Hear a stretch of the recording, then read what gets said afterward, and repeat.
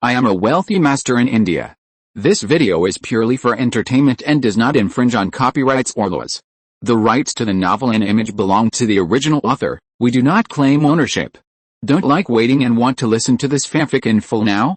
Subscribe to our Patreon, where you'll find the best fanfics. Chapter 51 Big Business.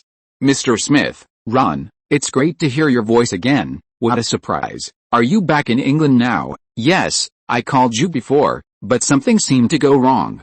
Then I called Victoria Station directly, and luckily they all knew your name when I said it. Sorry, Mr. Smith.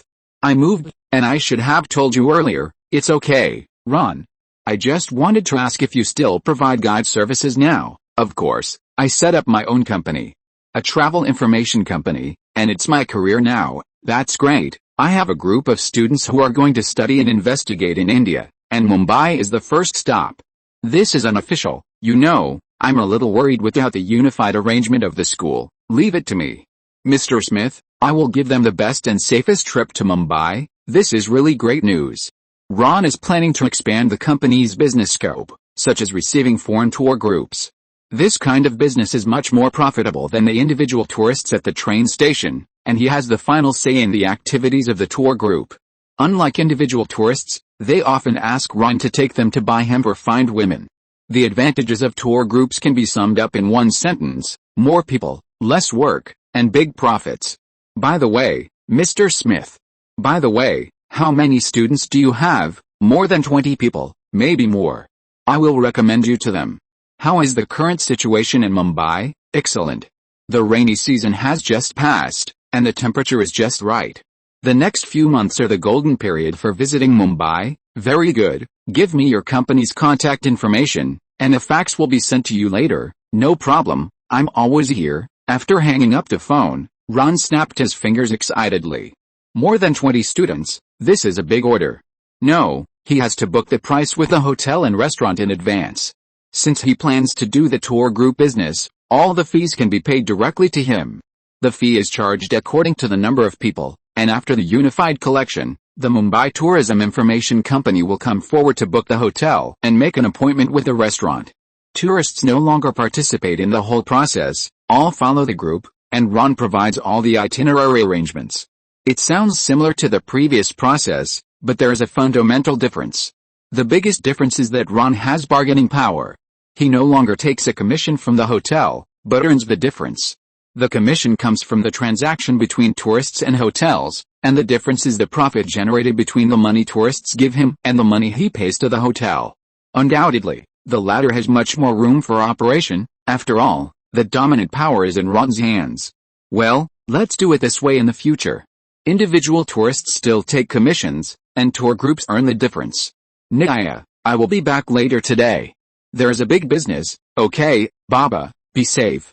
As Ron said before, Mumbai's rainy season has passed. Although the air is still a little humid, it is undoubtedly much cooler. In Victoria Railway Station, foreigners are emerging again. There are more and busier than before. When Ron arrived at the platform, the company's reception hall was crowded with people. The business was surprisingly good. After a closer look, everyone had a copy of Lonely Planet in their hands. He squeezed over to greet Mary and the others. When did this start? All day long. Everyone came to us, as if they had made an appointment. I told you that traveling in India is inseparable from Lonely Planet. Look, they must have read that guide. God, you need more people. Lena and I are running our legs off. Mary took a pen to summarize the needs of the customers and complained to Ron. As for Lena, she was serving coffee to those foreigners who looked like fat sheep. You already have 3 helpers, don't you? Not even clothes. I think we need at least 3 more. Mary and the others were not the only ones busy receiving tourists. Ron had hired 3 more young people a week ago. They were all graduates from several universities in Mumbai. They had little work experience, but they were fluent in English.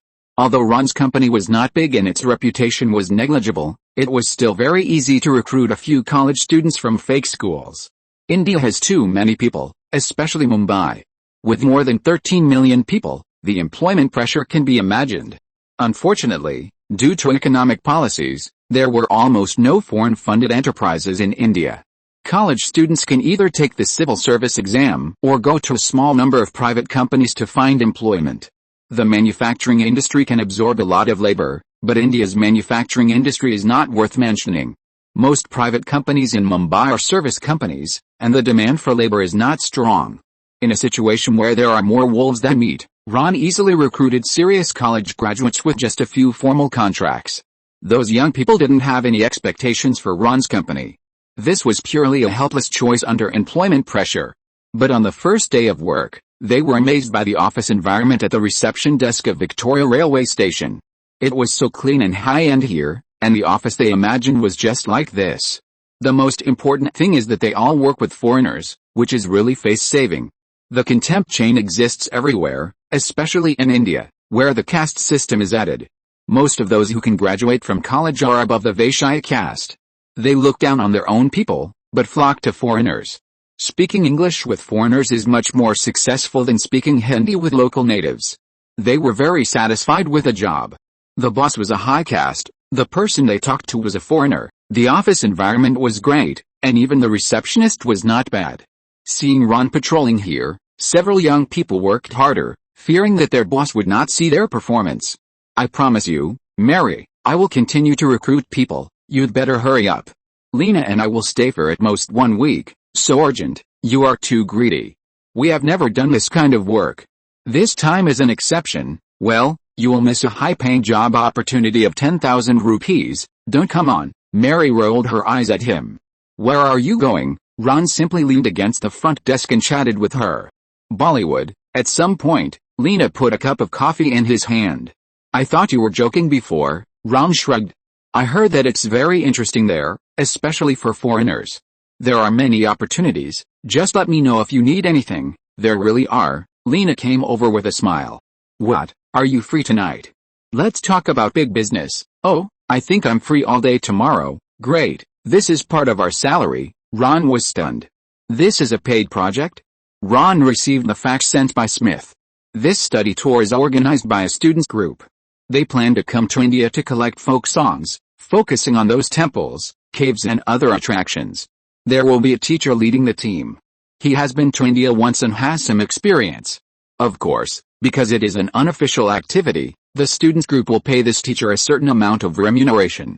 After reading the facts, Ron already had an idea in his mind.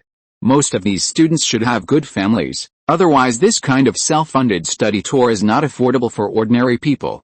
This is great, this is the best fat sheep in the eyes of travel companies. They will take a plane to land at Mumbai airport, and Ron needs to make some preparations in advance. Speaking of which, the decoration of the airport has already started, and you should go and take a look. I am accumulating manuscripts and saving them for the release of the book. Chapter 52, Astonishing Numbers. Singh had chosen 4 locations for Ron, most of which were located in the commercial area of the terminal. After studying the layout of the airport, Ron decisively chose a store close to the security check. This is the only way for tourists to enter and exit the airport, and it has the largest flow of people. The layout of Mumbai airport is somewhat different from that of China. The arrival hall and the terminal are shared. People boarding and disembarking are in the same area, and there are messy passengers everywhere. This is good news for Ron, as business people are not afraid of crowds. After deciding on the store, he immediately contacted the construction company he had worked with before. The same decoration style can be repeated. Unfortunately, Mumbai Airport has a strict review of the decoration plan, and they do not allow major changes. Ron can only try his best to align with the reception desk at Victoria Railway Station. At this time, this area has been fenced off, and the workers inside are busy with their work, but there is still a simple desk and notice board at the door. As for the mobile reception desk, he has done it at the railway station before. Ron will never miss any business opportunity.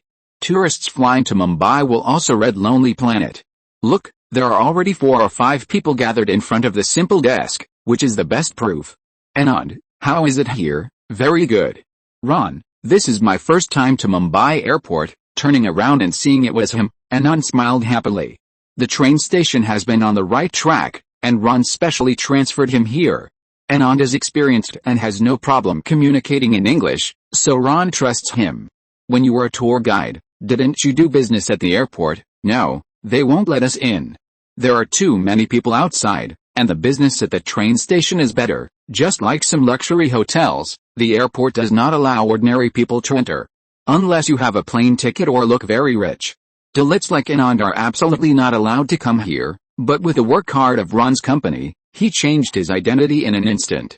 I am an employee of the airport now, you know, no one dares to stop me. He proudly showed his work card on his chest, which had been registered at the airport's administrative office. On his first day at work, Anand wore it and wandered around the airport until every security guard knew his round face. Keep an eye on the project here, there will be a tour group coming next month. Tour group? Anand was shocked. Yes, more than 20 people, all from the UK. You know, I understand. They're all fat sheep, the pound is valuable, more valuable than the US dollar, that's right, but they are Smith students, we have to take care of them a little bit. Smith? The biased old man who only likes you and not me? He is our first fat sheep, Anand habitually shook his neck. Yes, that's right. Anyway, he introduced another business to us. This old man is actually not a bad person, Anand commented. Yes, this is our first time doing group business, we must not mess it up, it's covered, Anand promised. 100% no problem, we will study their itinerary together recently, and we must finalize it by the end of the month at least, okay. There is an opportunity right now. What opportunity? Ron asked. Come to the slums, just come. Wait, why, just come, the people there are very nice, really. Anand's face was full of happy smiles. Ron knew that the old problem of Indians had come back again. This ambiguous answer was simply maddening. Hey, men, I have a date with 2 girls recently, unless you tell me something. 2 girls, Anand's eyes lit up. Those 2 foreign girls, Ron nodded. Then did you do this? He put his hands on the woman and thrust his hips hard, with a curious smile on his face. Come on, men. This is an airport, don't do this. Ron was so angry that he wanted to slap him twice, and then quickly raised his head and looked around, fearing that someone would notice this place. Okay, Ron, Anand sighed, slowed down the rhythmic forward movement, and finally stopped completely. But I still want to say that you must have sex with him, it will make you feel great. My God, you already have 9 children, don't you feel bored? How can I get bored with this kind of thing? Anand looked at him strangely. Indians never get bored. Ron, you have changed, you are no longer like a real Indian, okay, you haven't told me what the slums are about. Ron stopped in time. Remember the celebration I told you about last time? The temporary school in the slums. Now that the rainy season is over, everyone thinks it's time. Oh, I remember. So, yes, in the near future, we will have a great lunch. Vinod, Sanjay, me, and you Ron, let's discuss the tour group together. Okay, I will go. Ron agreed. You won't be disappointed, Ron, Anand shouted excitedly. Everyone will welcome you, I promise. Okay, I've promised. Just be quiet, this is the airport, it's okay, they like me like this. Foreigners are actually easy to talk to. After taking care of Anand, Ron went to the aviation office again. Harry from the customs and Singh from the office were both there. This was the network he had worked so hard to build, so of course he had to maintain it well. The most important thing was that Ron now had the confidence to meet with him. After nearly 2 months of depression, the Mumbai Tourism Information Company welcomed a large wave of tourists again. More than any previous period, thanks to Anna and their Lonely Planet. The more people there were, the more US dollars Ron had in his hands. Before July, Ron basically didn't keep any foreign currency. He changed it all into rupees, about 2.5 million. In August and September, due to the rainy season, the income was cut in half, and the profit for the 2 months added up to only about 700,000. Hardcon also knew that Mumbai's tourism industry was not doing well during the rainy season, so for a long time, Neil did not go to Ron to collect money. He had saved a large sum of money, and Harry and Singh exchanged part of it last time. After that transaction, Ron realized that the US dollars in his hand were very useful. Not only could it be sold on the black market, but it could also be used as a favor. However, he could not cut off his dealings with Hardcon, which would cause trouble. Fortunately, the number of tourists in Mumbai has increased greatly, and he can collect more US dollars than before. This means that he can do Hardcon's business while continuing to manage his own network. However, just after he confidently expressed that he could provide a steady stream of US dollars, Harry scared him as soon as he opened his mouth. How many US dollars do you want to circulate? 100,000. Harry looked at him expectantly. Chapter 53. At your age, you have a lot of needs. 100,000. Damn, that's all Ron is worth now. These Indian officials are too rich. With their salaries, they can't save that much money in 10 years. Is this money urgently needed? Ron asked calmly. No, it's not urgent, but it would be better if it could be done faster. Well, it's like this. Harry and Singh exchanged glances and stammered a lot of nonsense. He tried his best to appear calm, but there was a sense of impatience in his tone. $100,000 is not a small number. I don't have enough money here, so it may take some time to raise it. It's good that it can be exchanged. Oh, how long will it take? It's hard to say. I have to ask Hardhan, a man who specializes in this kind of business. Ron, are you talking about Prak Hardhan? Harry and Singh's faces became very strange, a complex expression of surprise and fear. Yes, it's him. Do you know him? Ron asked. No, we don't know him. Absolutely not. Of course, it's your idea where to raise the money. We won't ask, as long as there are US dollars. Okay. Ron raised his eyebrows thoughtfully, but I need to reconfirm the exchange rate. You know, it's not up to me alone. No problem, we understand. By the way, if you get in touch with Hardhan, you have such a channel, will there be a steady flow of US dollars in the future? I will try my best to help you digest it. Judging from the amount of these transactions, there will be no problem. Great. Harry put his arm around his shoulders affectionately. That's it, we will do this from now on. The two sides did not mention that person's name again in the conversation, and everyone had already reached a tacit understanding. For Harry and Singh, Prak Hardhan was a dangerous name. No one wanted to be directly associated with him, especially as Indian officials. But now there is Ron in the middle, which can allow them to establish a relationship with a notorious gangster at a safe distance. And with this safe channel, they also have an untapped and almost inexhaustible foreign exchange resource. Harry and Singh now value Ron more. They regard him as a partner of equal status. Ron doesn't have much US dollars in his hand. The batch he saved before has been exchanged by Harry and his friends. Later, Neil also came. The current 30,000 US dollars are contributed by the recent explosive growth of tourists. Mumbai's tourist season has come. The city has become noisy again, and everyone has become busy. The guides are busy soliciting customers, the hotel rooms are fully booked, and the restaurants are full of people. Walking in the market, there are foreigners wearing sunglasses and holding cameras everywhere. With this favorable wind, the number of guides under Ron has exceeded 50, and the number is still increasing. But this still can't satisfy Harry and his big appetite.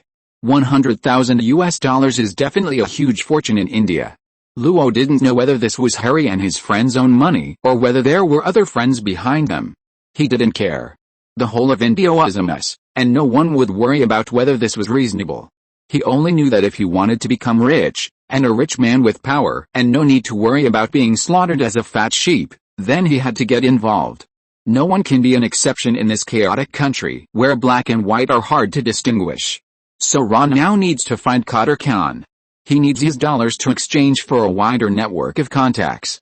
Johnny, you got a girlfriend recently, you heard about it, right? Parvati is so beautiful, congratulations, Johnny. Ron, you can do it too. Johnny patted his shoulder gently and comforted him. I know you are very needy at your age. If you really can't find a girl who likes you, then go to a strip bar to vent. Thank you, Johnny, but I don't need it. No, it's nothing. Johnny's eyes became more gentle. Indian men can't live without women. You still don't have a girlfriend. I'm really sorry. I know that life is hard to endure. Listen, Johnny, Ron had to pull the topic back. There are many beautiful girls around me, as long as I want. Forget it. Is Qadir Bey there? Inside. Johnny tilted his head. Just as Ron was about to go in, he called out from behind. Brother, if you can't hold it in, remember to come find me. I'll introduce you to the sexiest girls. The weather in Mumbai right now is perfect for that. Ron waved his hand and pretended he didn't hear. Ever since this guy fell in love with the daughter of a tea shop owner, he has been showing off his love story to everyone he met. The strong man Johnny has a girlish heart, which is the joke everyone is making about him now. Pushing open the door, it was still the same office. Hardhan was leaning on the sofa, quietly flipping through a book. When Ron came in, he pointed to the side and continued to scribble on the paper with his head down. Neil called and said you need US dollars. Yes, I know some people who have this need. As you said before, It may be black money under the bed, but it's nothing to us. Where are the customers from? Customs and airlines. Hardhan raised his head. Officials. Yes, Ron replied. I have some business at the airport recently. Yes, I heard about it. He put down the book and thought carefully. Ron didn't know who Cadhan had sold the US dollars to before, but he thought government officials were not uncommon customers. How much do you need? 70,000. I still have some in my hands. Okay, Cadhan said without any hesitation. I'll call Neil and trade at the market price. Black market. Thank you, Cadbay. Things went better than Ron imagined. We don't reject any transaction invitations. By the way, did you mention my name in your conversation with them? About once. Did they say anything? Cadhan asked. Nothing, as if, none. Cadhan gave an appropriate metaphor. I think it's about that. Ron did not deny Harry and his friend's attitude. Since Harry and Singh knew Cadhan's name but didn't come to him, they must be avoiding something. I see. For this kind of transaction in the future, just go to Neil directly. I'll say hello to him. Okay, Ron wrote it down silently. Unexpectedly, Cadhan didn't say anything, and didn't even ask Harry and his friends' names. Did he not care about this transaction amount? Or was he just asking casually? Ron was still thinking about it until he left. In short, although they were deliberately avoiding this matter, they did not rule out transactions with each other. This vague feeling made Ron realize that he was still too weak, and he was not even qualified to inquire about many inside stories. Back in the company office in the fortress area, he had just sat down on the sandalwood chair when Anand rushed in. Ron, hurry up. Go to Xiangtu. What's the matter? Let's go. There's a problem. It might cost lives. Take your first aid kit with you. Chapter 54. The slide that you must never touch.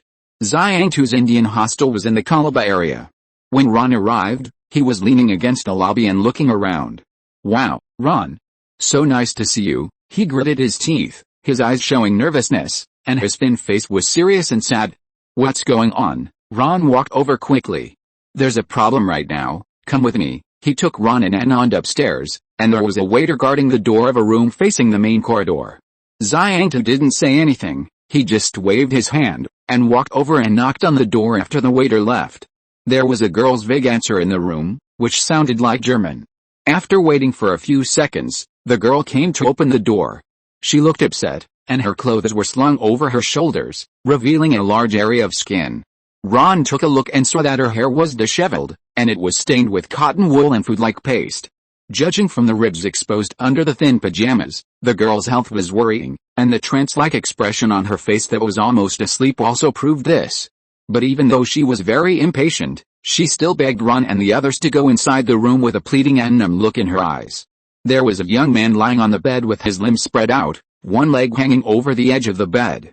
He was naked from the waist up, his trousers were unzipped, and he hadn't taken off the boot on one foot yet. He looked to be about 27 or 28 years old, and his chest didn't rise or fall at all, and he had no pulse, no heartbeat, and no breathing. Is he dead, Ron? Xiangtu's face was very bad. Ron didn't say anything.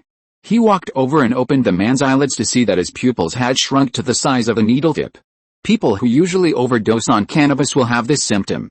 It was obvious that the drug addiction had plunged his body into a dark abyss, and his face was as blue as the sky at dawn in winter. Drag him to the bed and put a sheet behind his neck. Ron instructed Anand to start working.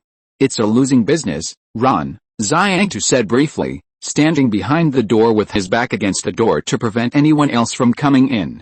Ron had no time to chat with him. He climbed onto the bed and knelt beside the man, and began to perform CPR. Although this was the first time he had encountered such a situation, Ron was not unfamiliar with it. When he saw the humpgrass everywhere in India, he realized that this day would come. Ron had read many emergency manuals before, the Indian version, which had methods for dealing with this kind of situation. Blow into his mouth, Ron ordered. What? Anand was stunned. Blow. Ron kept pressing the man's heart to make it beat again. But he's not a woman. Anand shook his neck wildly. Stop talking nonsense, blow, Xiangtu cursed from behind. Afterwards, you must find a girl to relax me, okay, Xiangtu agreed. With Anand constantly filling the man's lungs with air, Ron pressed for more than 10 minutes, and then there was a humming sound deep in his chest, and then he began to cough. Ron lay down and listened carefully to see if he was able to breathe on his own. The sound was very light, and his breathing was slow, and then even slower. Then, after a hollow sigh, he stopped breathing. Ron, Xiangtu's face was horribly dark. Ron did not stop, he continued CPR. It was very strenuous, but he could not stop. Only in this way could he pull the man's sagging body out of the long abyss. During his rescue, the girl fainted twice. Xiangtu slapped her and shook her awake. After some questioning, he learned that the two were in a boyfriend-girlfriend relationship.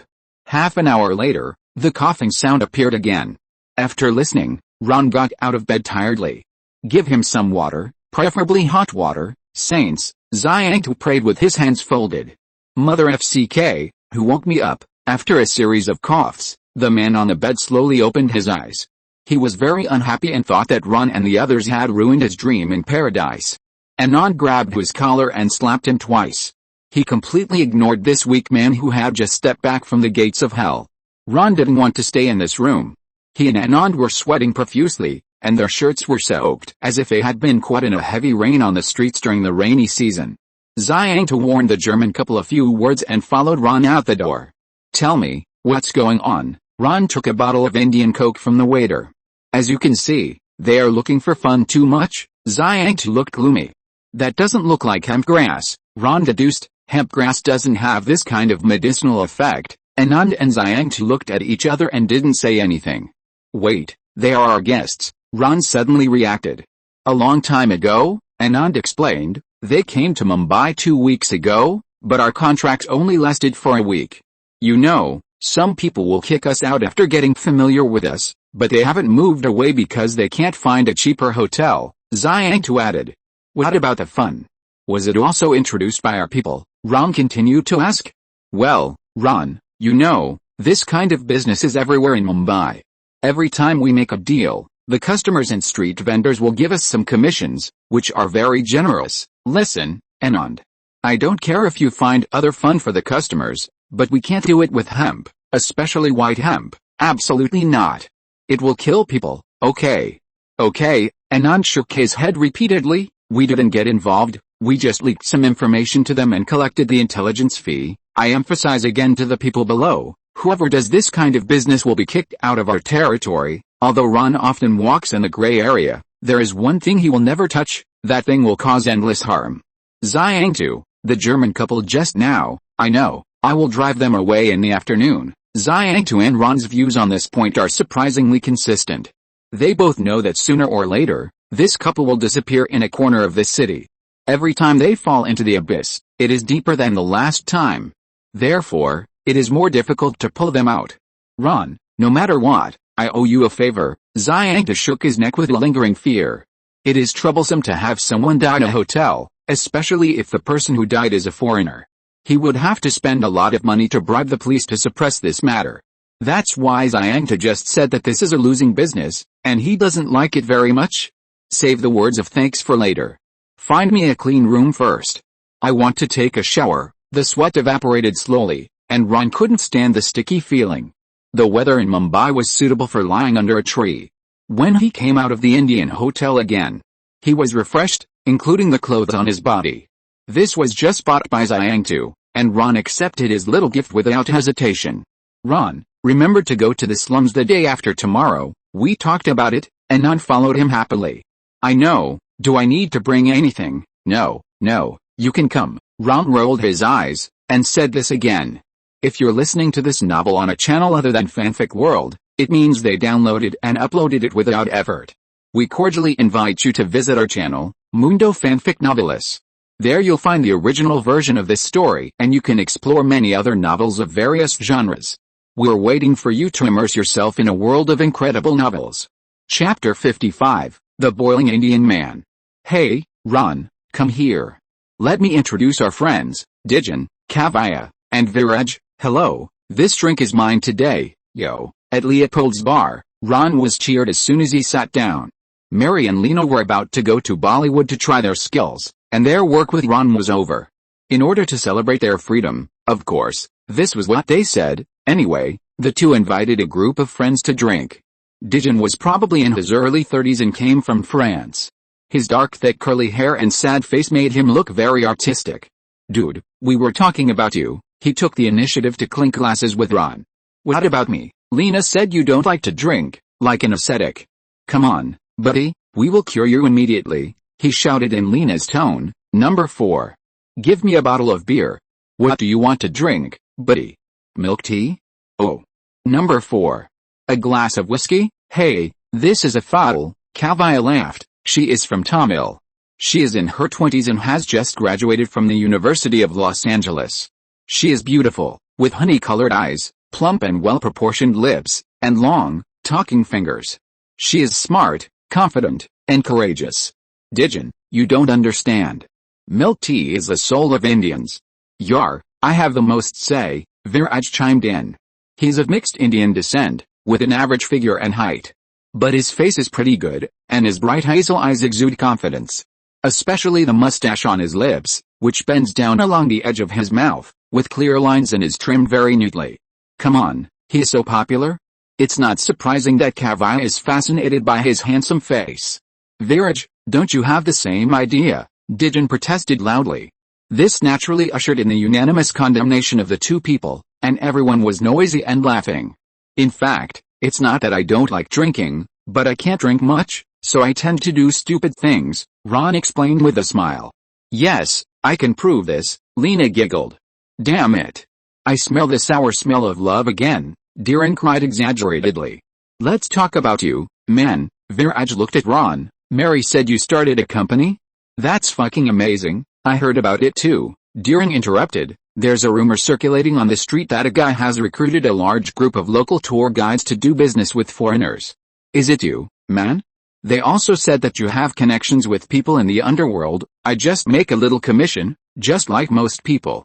Of course, in terms of foreign exchange rates, I can give some good prices that others can't get. Ron said it very modestly. He didn't deliberately exaggerate his business. There are many people in the bar, it's good to be low-key. That's enough to brag for a while. How old are you? You look younger than Kavya. When I was your age, I was busy learning Bollywood dance to be cool. Viraj flicked his beloved cowboy hat. That's right. Come on, cheers. Dijan always managed to catch the subtleties of the atmosphere and then let everyone drink up the wine in their hands willingly. I heard that you are going to the slums tomorrow. Mary, who had not said much, turned her eyes to Ron. Yes, Anand invited me to go. You know him? Ron shrugged. The tour guide who always loves to smile, Dijan interrupted. He has been in Mumbai for several years and has become an authentic Indian. It's him. We work well together. It stinks there. I really don't know how you can stand it. I would never go to that kind of place. Lena did not hide her disgust for the slums. I would like to take a look. I'm very curious, Mary said casually, shocking the whole table into silence. Oh my God. Mary, why do you have such an idea? It's too dangerous there, Lena immediately objected. It's just a slum, not a whorehouse. It's not as scary as you think. Mary turned her head and looked at Ron. So, do you mind taking me with you? Are you sure? Ron was also a little surprised. Although there is no danger, it is indeed not so clean there. Listen to Ron, Mary. There is nothing curious there. If you want to listen, just let Ron come back and share his experience, Kavya also kindly advised. Although she came from Tamil, a place where the caste system is not so outrageous, the slums are still not within her consideration. Hey, Kavya. If you want to be a reporter, this won't work. You have to go deep into the grassroots, where you can see the most real side of Mumbai. Dhiren cheered on the side. He knew that Kavya's goal was to become a reporter. Of course I will go to the slums. It's no big deal. I'm just worried about Mary. Our Kavya is brave and strong. Okay, stop arguing. No one can hurt me. Have you forgotten? I have taught a few Indian strong men a lesson. That's right, Viraj agreed, and others no longer objected. What happened? Ron looked at Mary curiously. Just a few little thieves. Mary waved her hand indifferently. Okay, Viraj, tell me about yourself. You just came back from a trip to Denmark. How was it there? Dhiren changed the subject at the right time. Denmark is very trendy and very cool. The people there are very educated and they are so fucking self-controlled that I can't believe it. I went to a sauna in Copenhagen. It was a fucking big place with mixed bathing for men and women. Yes, everyone walked around naked together, completely and thoroughly naked. But no one reacted, and no one peeked. Indian men can't do that. They will be boiling, I bet. Then are you boiling, man? Kavya looked at him with amusement. Just kidding. I was the only man there wrapped in a towel, and the only man who reacted. Viraj looked proud. Cheers to Viraj for being a normal Indian man. Dhiren raised his glass again. After a glass of wine, Viraj continued to talk. I went there every day for 3 weeks. I thought if I spent enough time there, I would get used to it, just like those super cool Danes. What was the result? Ron asked the question that everyone was concerned about. It didn't work. I still had to wrap myself in a towel after 3 weeks. No matter how hard I tried to pretend I couldn't see it, it would stick up when I got there. What can I say? I'm too Indian and not suitable for that place. Everyone pounded the table and laughed. Perhaps because of his mixed race background, Viraj had a liveliness that Indians didn't have. Ron, tell me my name when you come to the slums. I've been to that damn place several times. After drinking a few glasses of wine, he patted his chest enthusiastically. Okay, I'll remember that, Ron agreed with a smile. Chapter 56 Slumdog Millionaire. Ron, although you have been in Mumbai for almost 2 years, you don't know the real Mumbai. The real Mumbai, 100% real, Anand assured. If you haven't been to the slums, you haven't been to Mumbai. But I used to live next to the slums, you know, and I've been to your house. Are you talking about there? The place you lived in is gone. Ron turned his head, and the apartment building that used to be there has now become a ruin. The market downstairs no longer exists, and only the disposable ceramic milk teacups piled up on the roadside prove that this place was once noisy. What happened? He stared at the scene in front of him in amazement. It collapsed during the rainy season. Did your little maid tell you? Last time she hurried past here, I ran into her. Wait, who is the maid you are talking about? Mary, who followed behind him, stared at Ron with her eyes fixed. Nia, she has been taking care of my daily life. She is very young, only a teenager, Ron explained guiltily. So you like young people? No, I think you misunderstood. It's not what you think. Lena will be interested in this news. Mary gave him a look of watching a good show. Oh my God, you know how I behaved at the beginning that night, and you laughed at me for being a greenhead. Ron suddenly shut up.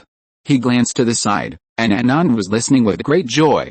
After seeing Ron's eyes, he immediately walked to the front to lead the way. We're here. The slums in the Grant district are in front. This piece of land looks very contradictory. It has 2 areas with extremely obvious differences. On the left side of the road are the ruins of Ron's collapsed apartment and the slum where Anand lives. On the right is a modern, huge, air-conditioned commercial building. There are shops from the 1st to the 3rd floor, selling jewelry, silk fabrics, carpets, and exquisite handicrafts. They are separated by only a road. There is no electricity, running water, or bathroom facilities in the slums. On the other side, there are neon lights, colorful fountains, and sports cars coming and going. It was extremely awkward, but everyone took it in stride. Today's lunch is not at my house, but at another place. So, let's go directly there. Ron took a look from a distance. Anand's old house had changed a lot now. Not only had it been renovated, but there were also several new houses built next to it. The city hall doesn't care? I mean, they have long claimed to curb the expansion of slums. Your house, it's okay, Ron. Anand shook his head indifferently. No one cares, at least no one has cared for a few years. He was very sure and very happy that Ron noticed the changes in his house, and his tone was full of pride. Be careful next time, especially Miss Mary, watch your step. The slums here stretch over 40,000 square meters and have 7,000 simple huts. There is an open-air toilet near the entrance, hidden behind tall grass and with reed mats as walls. The toilet stinks, almost covering up other smells. It's like feces exposed to the sun for a long time, and then someone suddenly peels off the skin. Ron felt suffocated to the point of wanting to vomit.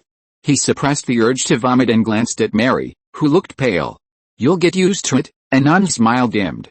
This was the first time Ron saw something like pessimism and doubt in his smile. Look, you two, he pulled down the corners of his mouth. And his smile became stiff and embarrassed. Look at how people live here. After passing those toilets and entering the first alleyway lined with small houses, there were gusts of wind blowing from the arc-shaped coast at the edge of the slum. The air was hot and humid, but the sea breeze blew away the disgusting stench of the toilets, and replaced it with the smell of spices, cooking smoke, and tea. Looking closely at the small houses, they were very simple. Plastic sheets, cardboard, and thin bamboo poles were the building materials, and hanging reed mats were used as walls, which were placed on the bare land. Because the rainy season had just passed, many alleys were still muddy. The walls made of reed mats were piled with garbage brought by the rain, and someone was cleaning it up, but very slowly. Anand led Ron and his friends through a narrow alley full of rags and plastic. The news that foreigners were coming spread in the slums. A large group of children surrounded Ron and Mary. They were very close but did not reach out to touch them. Ron was holding 2 bottles of whiskey, and Mary was holding some small things like candies and pencils. They came to attend the party, and they were suddenly surrounded by so many children. They were a little overwhelmed. The children were mainly curious about Mary. Foreign women rarely come to the slums. Many children have never seen foreign women here. Their eyes were wide open, and their pupils were almost overflowing with surprise and excitement. When Ron and his friends approached, the children suddenly burst into nervous laughter, or shouted and danced in a disorderly impromptu dance. People came out of each hut and stood at the door, first dozens of people, then hundreds of people. The densely packed faces made Ron and Mary tense. It was not until a tall and thin old man walked out of the crowd and waved a short copper-covered wooden stick in his hand that the crowd gradually dispersed. Taji Ali, our leader, Anand eagerly introduced the old man to Ron and the others. He had silver hair and beard, and wore a white shirt, white pants and sandals. He did not look like a slum dweller at all. His resolute face reminded Ron of another person, Prakhard Khan. Yes, they had similar temperaments, calm, wise, and shining eyes. Anand said you would come. He looked at Ron with a hint of surprise. He is my friend. He asked me to come, so I came. Yes. We are friends, Anand announced loudly and proudly, and the bright smile returned to his face again. Well, you are guests. The slum welcomes you. Taji Ali's wrinkled face showed a warm smile. This seemed to be a signal, and the people who had not yet dispersed also smiled. Anand and the others have prepared lunch for you. It's not here, but in the Sky Village. Sky Village? Ron asked curiously. Yes, you guys go. I'm too old to go. It seemed that Taj Ali came over just to say hello, and now he left again. Let's go, Ron. And Miss Mary, the party is about to start. Anand excitedly led the way in front. Ron, they seem to welcome you. A lunch party specially prepared for you, Mary whispered from behind. It will be a great lunch. Anand turned his head in front. I'm just waiting to have a big meal with an empty stomach. The food is delicious, and you eat so much that others will think you are pregnant. Good. Mary glanced at Ron. Your partner is really convincing. He's always like this. Ron shrugged resignedly. Anand puffed up his chest proudly and shook his head happily from side to side. By the way, where's the Sky Village? I want to know too. You will never guess, but I guess you will like it there. In fact, the Sky Village is not in the slums. It was outside, just off the other side of the slums. When they reached its foot, Ron and Mary opened their mouths in surprise. Chapter 57, Sky Village. What appeared in front of Ron and his friends were 2 towering buildings. They had not yet been built and were still under construction. Is this the Sky Village you were talking about? Isn't it spectacular? Anand shook his head proudly. The huge twin towers stood on the edge of the slums. The concrete had been poured to 3/4 of its height. There were no windows, doors, or any equipment on the building. There were no glittering or reflective bordered glass decorations, only a gray and heavy weight that swallowed up and extinguished the light, making it an inconspicuous silo. Through the reserved window holes, boys and girls could be seen walking up and down each floor like ants, busy working. On the ground was a symphony that struck the heart, with the angry screams of generators, the shouts of hammers hitting metal, and the constant wailing of drills and grinders.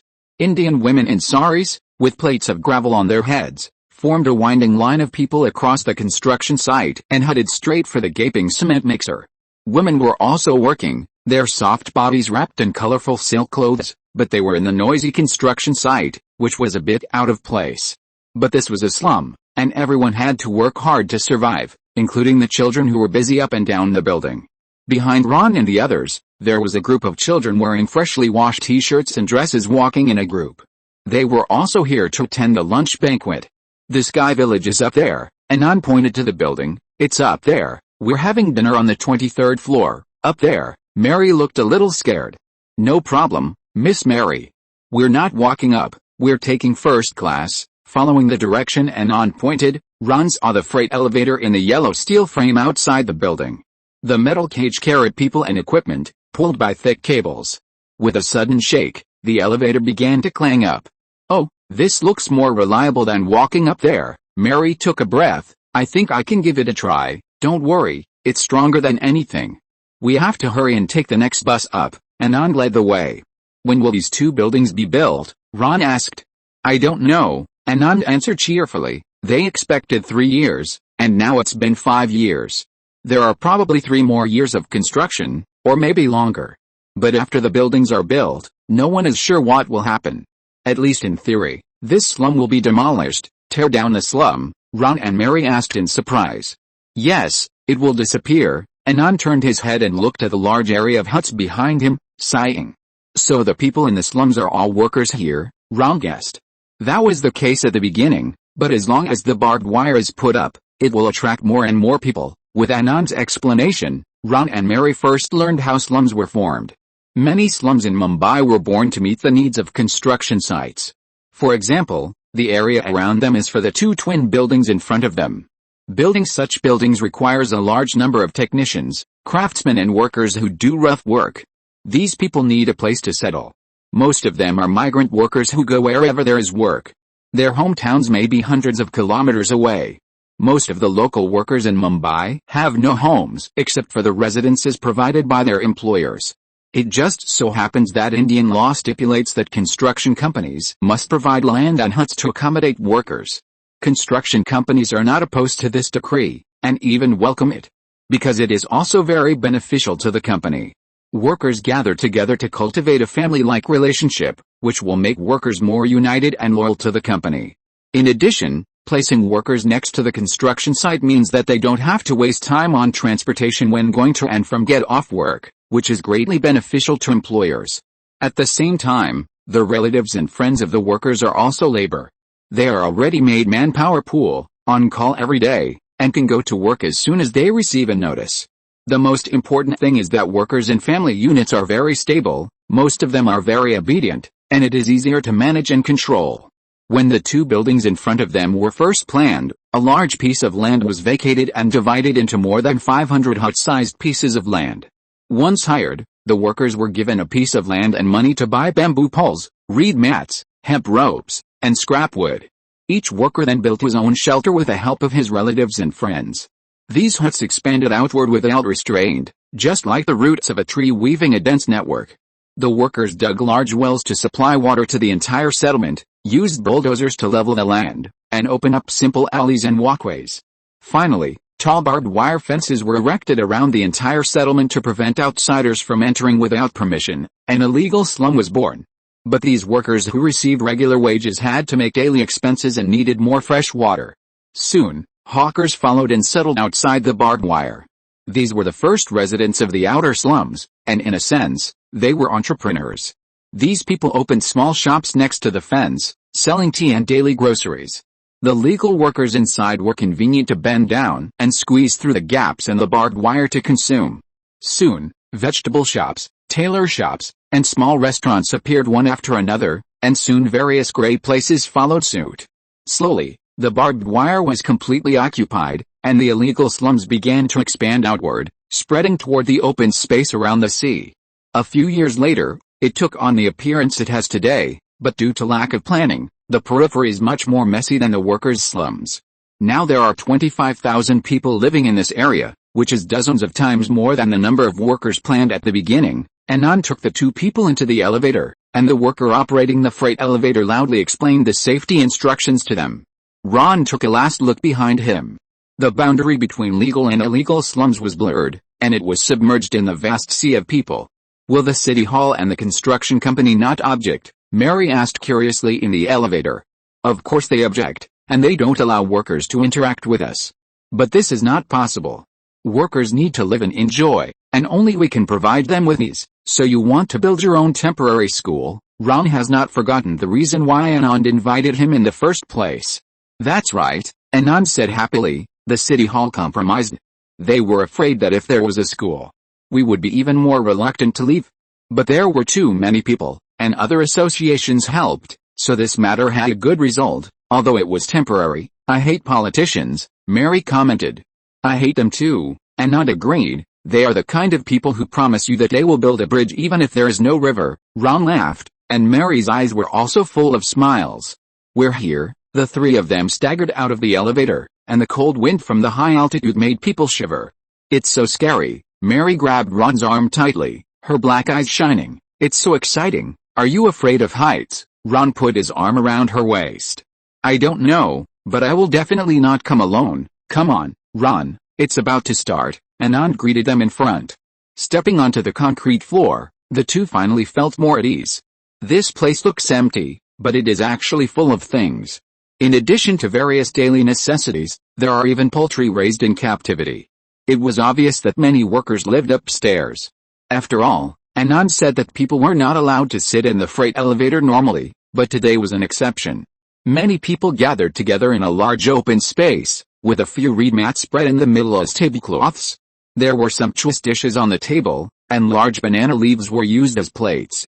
When Ron arrived, everyone looked at him. The girl in the lead was holding a garland, and she was nervous but also expectant. Chapter 58 The Worthless is Humanity. Ron sir, who doesn't despise the poor, as Anand solemnly announced. The people around cheered, applauded, and shouted. Thank you. Hello, Ron greeted the crowd with a little embarrassment. Is it really okay to introduce like this? Before he could come back to his senses from the cheers, the girl with the garland came over with the encouragement of everyone. She was nervous and excited. Ron smiled and lowered his head, and the garland with the scent of grass and wood was put around his neck. There were even louder screams and laughter, and people were happy from the bottom of their hearts. This high caste did not reject their kindness, and he allowed them to touch him. This is unimaginable for people who have lived in slums for many years, and no one knows this shock. Everyone here thanks you, Ron. Anand stood beside him, proud and happy. Ron saw many acquaintances, Vinod, Sanjay, Rajakanyu, and their families and children. Most of the guides working under his company came from here, nearly 100 people. In addition, the rickshaw drivers, taxi drivers, and hawkers also solicited business from the foreign tourists of Ron's company. Unknowingly, the slum residents who depended on Ron for their livelihood had exceeded hundreds. Counting their families, this number would be several times higher. You gave us commissions, Ron. Do you know what this means? Anand was grateful. This means that many of us get paid much more than the construction workers here. It may be tens of thousands of rupees. Tens of thousands of rupees in the slums, no one can imagine. A lot of funds for the construction of this temporary school come from this part of the money. So the head of the construction side allowed us to hold a celebratory lunch here because their children also need to go to school. This is what you deserve. Apart from this, Ron didn't know what else to say. Listen, Anand looked at the crowd. We have worked in Mumbai for so many years, and no employer has said this to us. The crowd shouted again, and everyone had a smile from the heart on their face. They were happy, and the feeling of being respected and recognized was incomparable. Well, I think it's time to start lunch. My stomach has been growling. Ron slightly changed the subject. He paid them a meager salary. They were not even outsourced workers, let alone formal contracts. They were just temporary workers who could be abandoned at any time. Their sincere, grateful, and flattering smiles tortured Ron's heart again and again. That's right, lunch begins. Anand waved his hands, and the crowd began to get busy. Ron and Mary were invited to the center, and a group of women served the food on plates, that is, banana leaves.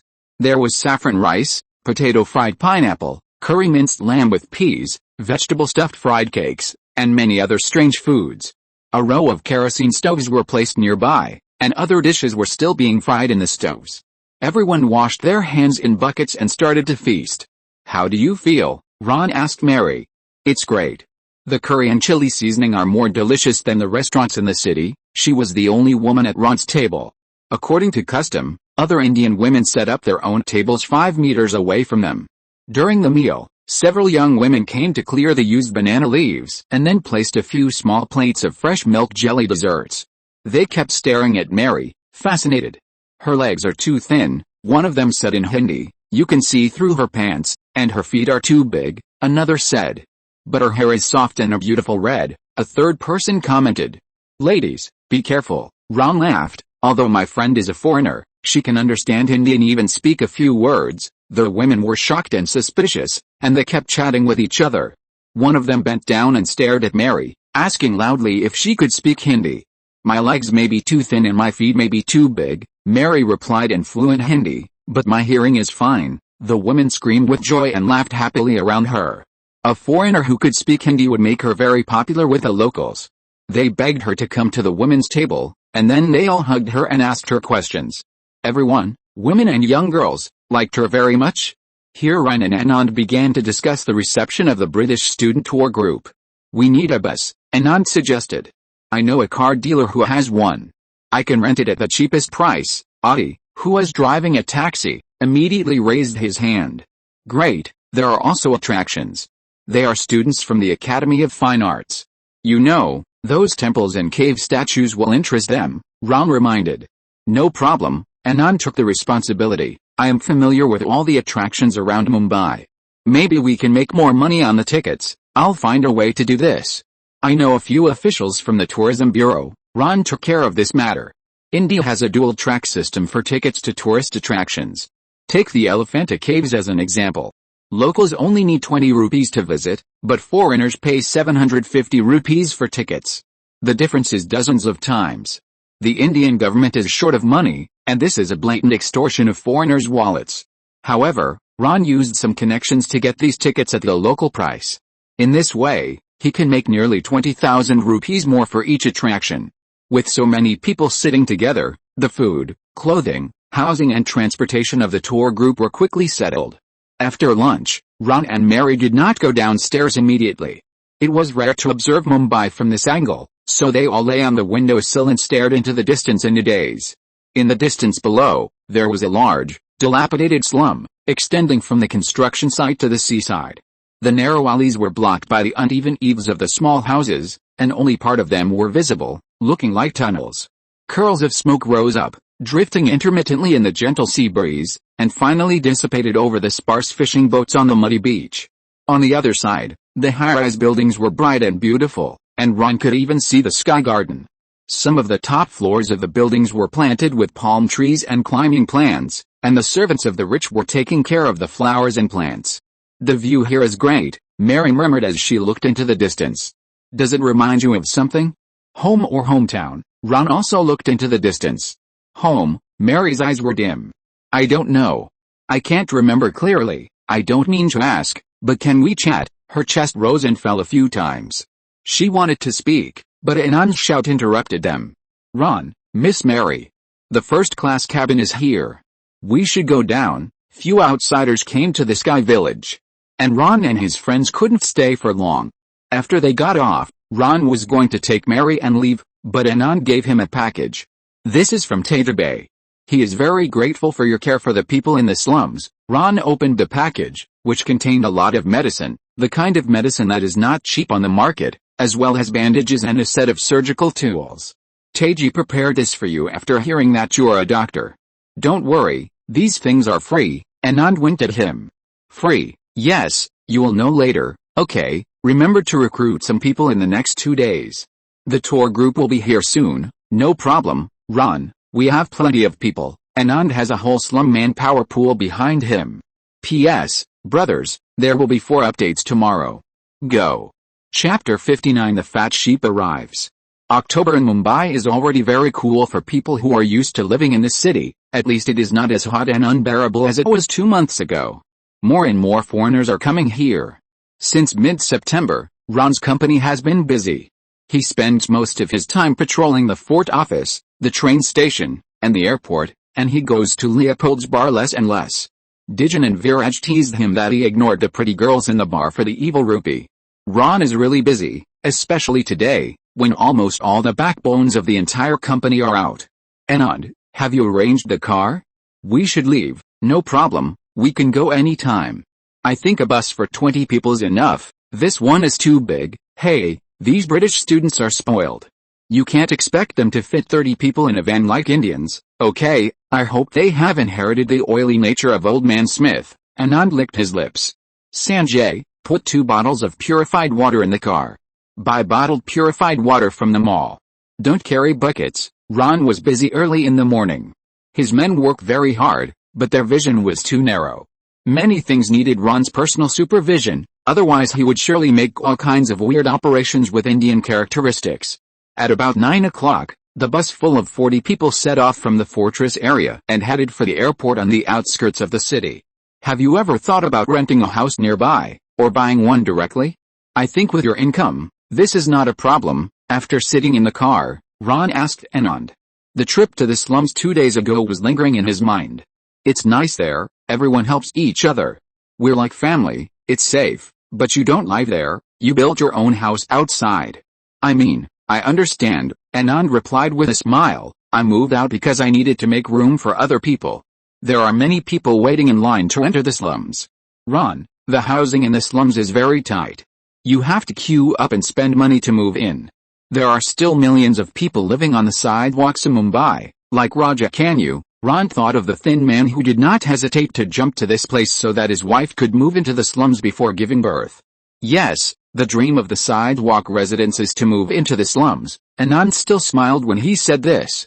It was dirty, messy and smelly there, but many of his relatives and friends were there, and the slums were like his home. Well, Ron could understand that family affection was also a very important bond in India. When they arrived at the airport, the sun above their heads had begun to show a little power. Because they had already said hello, Ron's bus drove directly to the roadside at the exit. Their timing was just right, as the flight from London was landing under the control of the tower. Ron entered the airport first, and the reception area, which had been renovated for more than a month, was basically completed. It was in the same style as the train station, and it was also an eye-catching presence at the airport. He was explaining some precautions to the front desk here, and the airport broadcast over there had already reminded the passengers of a certain flight to get off the plane. Ron waved his hand, and Anand cleverly asked two people to pull open a huge banner. Their pickup sign was more impressive than anyone else's, and it could be seen from a mile away. Soon, a group of youthful foreign students, led by a middle-aged man, came straight here with their luggage. Is this Mr. Wilson? Ron took the initiative to walk over and say hello. Ron Soul, the middle-aged man in the lead, shook his hand. It's me. Ron handed over a business card. Oh, you're younger than I thought, Mr. Smith said so too. He praised you highly. I'm looking forward to the next few days in Mumbai. Don't worry, you will have an unparalleled experience. Thank you. Wilson turned around and greeted, okay, students, let's go to the hotel arranged by this gentleman. Take a shower, and then taste the Indian food. The group of students chattered and looked around curiously since they got off the plane. Many girls have been covering their mouths and noses since they got off the plane. Mumbai stinks too much? This is their first impression of this place. This is not surprising. Ron also retched for a long time on his first day living here. The air has the fishy and salty smell of seawater and the cold metallic smell of machines. It is also mixed with the smell of 60 million animals moving, sleeping and excreting, mostly humans and rats. It is normal for such a place to be smelly, but as long as a few days pass, everyone will get used to it. God, isn't Mumbai the capital of India? Why is it so smelly? A student complained. Well, classmate, Mumbai is not the capital of India, Delhi is. But this smell can't be said to be stinky, because this city has 10,000 restaurants, 5,000 temples, shrines, churches, mosques, and 100 markets selling perfumes, spices, incense, and fresh flowers. Their smells mixed together will produce a wonderful chemical reaction. Ron began to speak sweetly. The first impression is very important. If they lose interest in Mumbai early, how can they spend money later? There are 5,000 temples here. Sure enough, these art students were attracted. Of course, India is a country with diverse religions. If you are interested, I will take you to visit later. But now, let's get on the bus first. It's hot here. I think you don't mind taking a shower in the hotel. This group of energetic and youthful students followed Ron to the bus at the door. Anand followed behind with a smile on his face. He just counted and there were 30 fat sheep with pounds. Even when walking on the street, this group of students was restless. Is it a religious custom for Indians not to eat beef? What about pork? Well, since you are interested, I will briefly introduce it, Ron said as he walked. India now has a population of more than 900 million. This is the official statistics. In fact, it may exceed 1 billion. Among these people, 83% believe in Hinduism, 11% believe in Islam, 2.6% believe in Catholicism, and 1.9% believe in Sikhism. The rest are Buddhism, Jainism and Zoroastrianism, and their followers are less than 1%. As you know, Hinduism regards cows as sacred cows and absolutely prohibits eating them. Because there are so many Hindus, many foreigners think that Indians don't eat beef, but that's not the case. What about pork? A student asked. Basically all Indians don't eat it. Why? Everyone asked curiously. Both Hinduism and Islam believe that pigs come from filthy places and are unclean animals. And these two believers account for more than 94% of the Indian population, so the Indians you see basically don't eat pork, while the students suddenly realized and exclaimed in unison. The next scene they saw on the bus made them scream. The endless slums like brown sand dunes made Mumbai look more chaotic than Gotham. Familiar things coexisted with strange things everywhere. A bullock cart stopped at a traffic light, and next to it was a cool sports car. A man squatted behind an inconspicuous satellite dish to urinate, and someone drove a crane to unload goods from an ancient wooden bullock cart. It was too contradictory. This group of foreign students from the civilized world were speechless after being shocked by the scenes before their eyes. It's so fucking cool. There is such a place in the world, a male student couldn't help but sigh, expressing everyone's true feelings. Chapter 60 You are violating human rights. Ron arranged Smith's group of students in the Indian hostel in Xiangtu. Although it is not as good as a 5-star hotel like the Taj Mahal, it is clean and spacious. Under his special care, Xiangtu reserved the best rooms in the hostel, and each room has air conditioning. Even this group of picky students, apart from complaining about the hot weather, could not say anything wrong with this place. After all, it is India in the third world, and everyone lowered their expectations before coming. However, when he led the group of students to the front desks to register, some people quarreled with the waiter about the issue of taking a shower. What happened? Ron squeezed over and asked. This hotel forces workers to work. They are violating human rights. A blonde girl stood up and accused loudly. No. Miss, you misunderstood. They are completely voluntary, the waiter explained helplessly. Wait, please let us sort things out first. Maybe there is some misunderstanding. Ron stood between the two. Forced labor? Violation of human rights? Why are these words so familiar? Westerners like to play with them since they were young? Look at those poor people outside. They are delivering water to the hotel under the scorching sun. They are delivering bath water. No one wants to work in this temperature. You must be forcing them. Following the direction of the blonde's finger, everyone saw a large wooden barrel lying flat on a wooden cart at the door. 4 or 5 Indian men gathered there with clay pots to collect water. When the pots were full, they walked upstairs one after another with the pots on their heads. Seeing that everyone was staring at them, these dark-skinned men smiled shyly. Then they pressed their bodies against the wall, fearing that they would accidentally block the corridor. They are indeed delivering bath water to the guests. Ron nodded. I knew it. You obviously have tap water. I don't want to use bath water like this even once. Not only the blonde, but other students also frowned, with a hint of disgust in their eyes. Why don't we ask these water delivery workers? Ron smiled and didn't explain much. He waved to a familiar Indian man, who walked over quickly with a water pot on his head. Rabu, what are you doing? Of course, I'm delivering water. Rabu doesn't speak English, but Wilson has been to India. He knows some Hindi and is translating it for the students. The hotel has running water. Why do you still need to deliver water? Ron Baba, Mumbai often has water outages, everyone knows that. But with us here, you won't be short of water. Rabu's expression was very proud. This is their job. How much do you make for delivering water? 3 rupees, he gestured. Then how many trips do you have to fill the rooftop tank? 5 or 6 times. We are very fast and won't delay your bathing. Listening to Rabu's slightly anxious tone, everyone was silent. So you earn money by your own strength to support your family? Of course, Rabu smiled. Because of tourists like you, we have food to eat. Welcome to India. The last sentence was Rabu's newly learned English, and everyone understood it. So classmates, how many times a day do you take a bath now? Ron turned around. 3 times, 4 times, no, at least 5 times. No student felt ashamed of taking a shower. These men were strong, proud and healthy. They did not beg or steal, but worked hard to support their families. They ran into the traffic jam, showing off their strong muscles, attracting the glances of some young Indian girls. They held their heads high and looked straight ahead. Hard-working people are always easy to gain the favor of others. These young students from Europe and the United States are no longer as naive as they were just now. They lined up quietly and went through the accommodation procedures, but they still whispered. After being tortured by the stench and high temperature, the students began to gradually feel novel about this contradictory city. They discussed where to go to taste delicious food next, or which temple had shocking sculptures that were worth visiting. Soon, the students in the hall followed a waiter upstairs and started their first shower. Ziyang behind the bar gave a thumbs up and then nodded to Ron. As expected of the most popular tourist reception company in Mumbai, they managed to coax the group of students around with just a few words.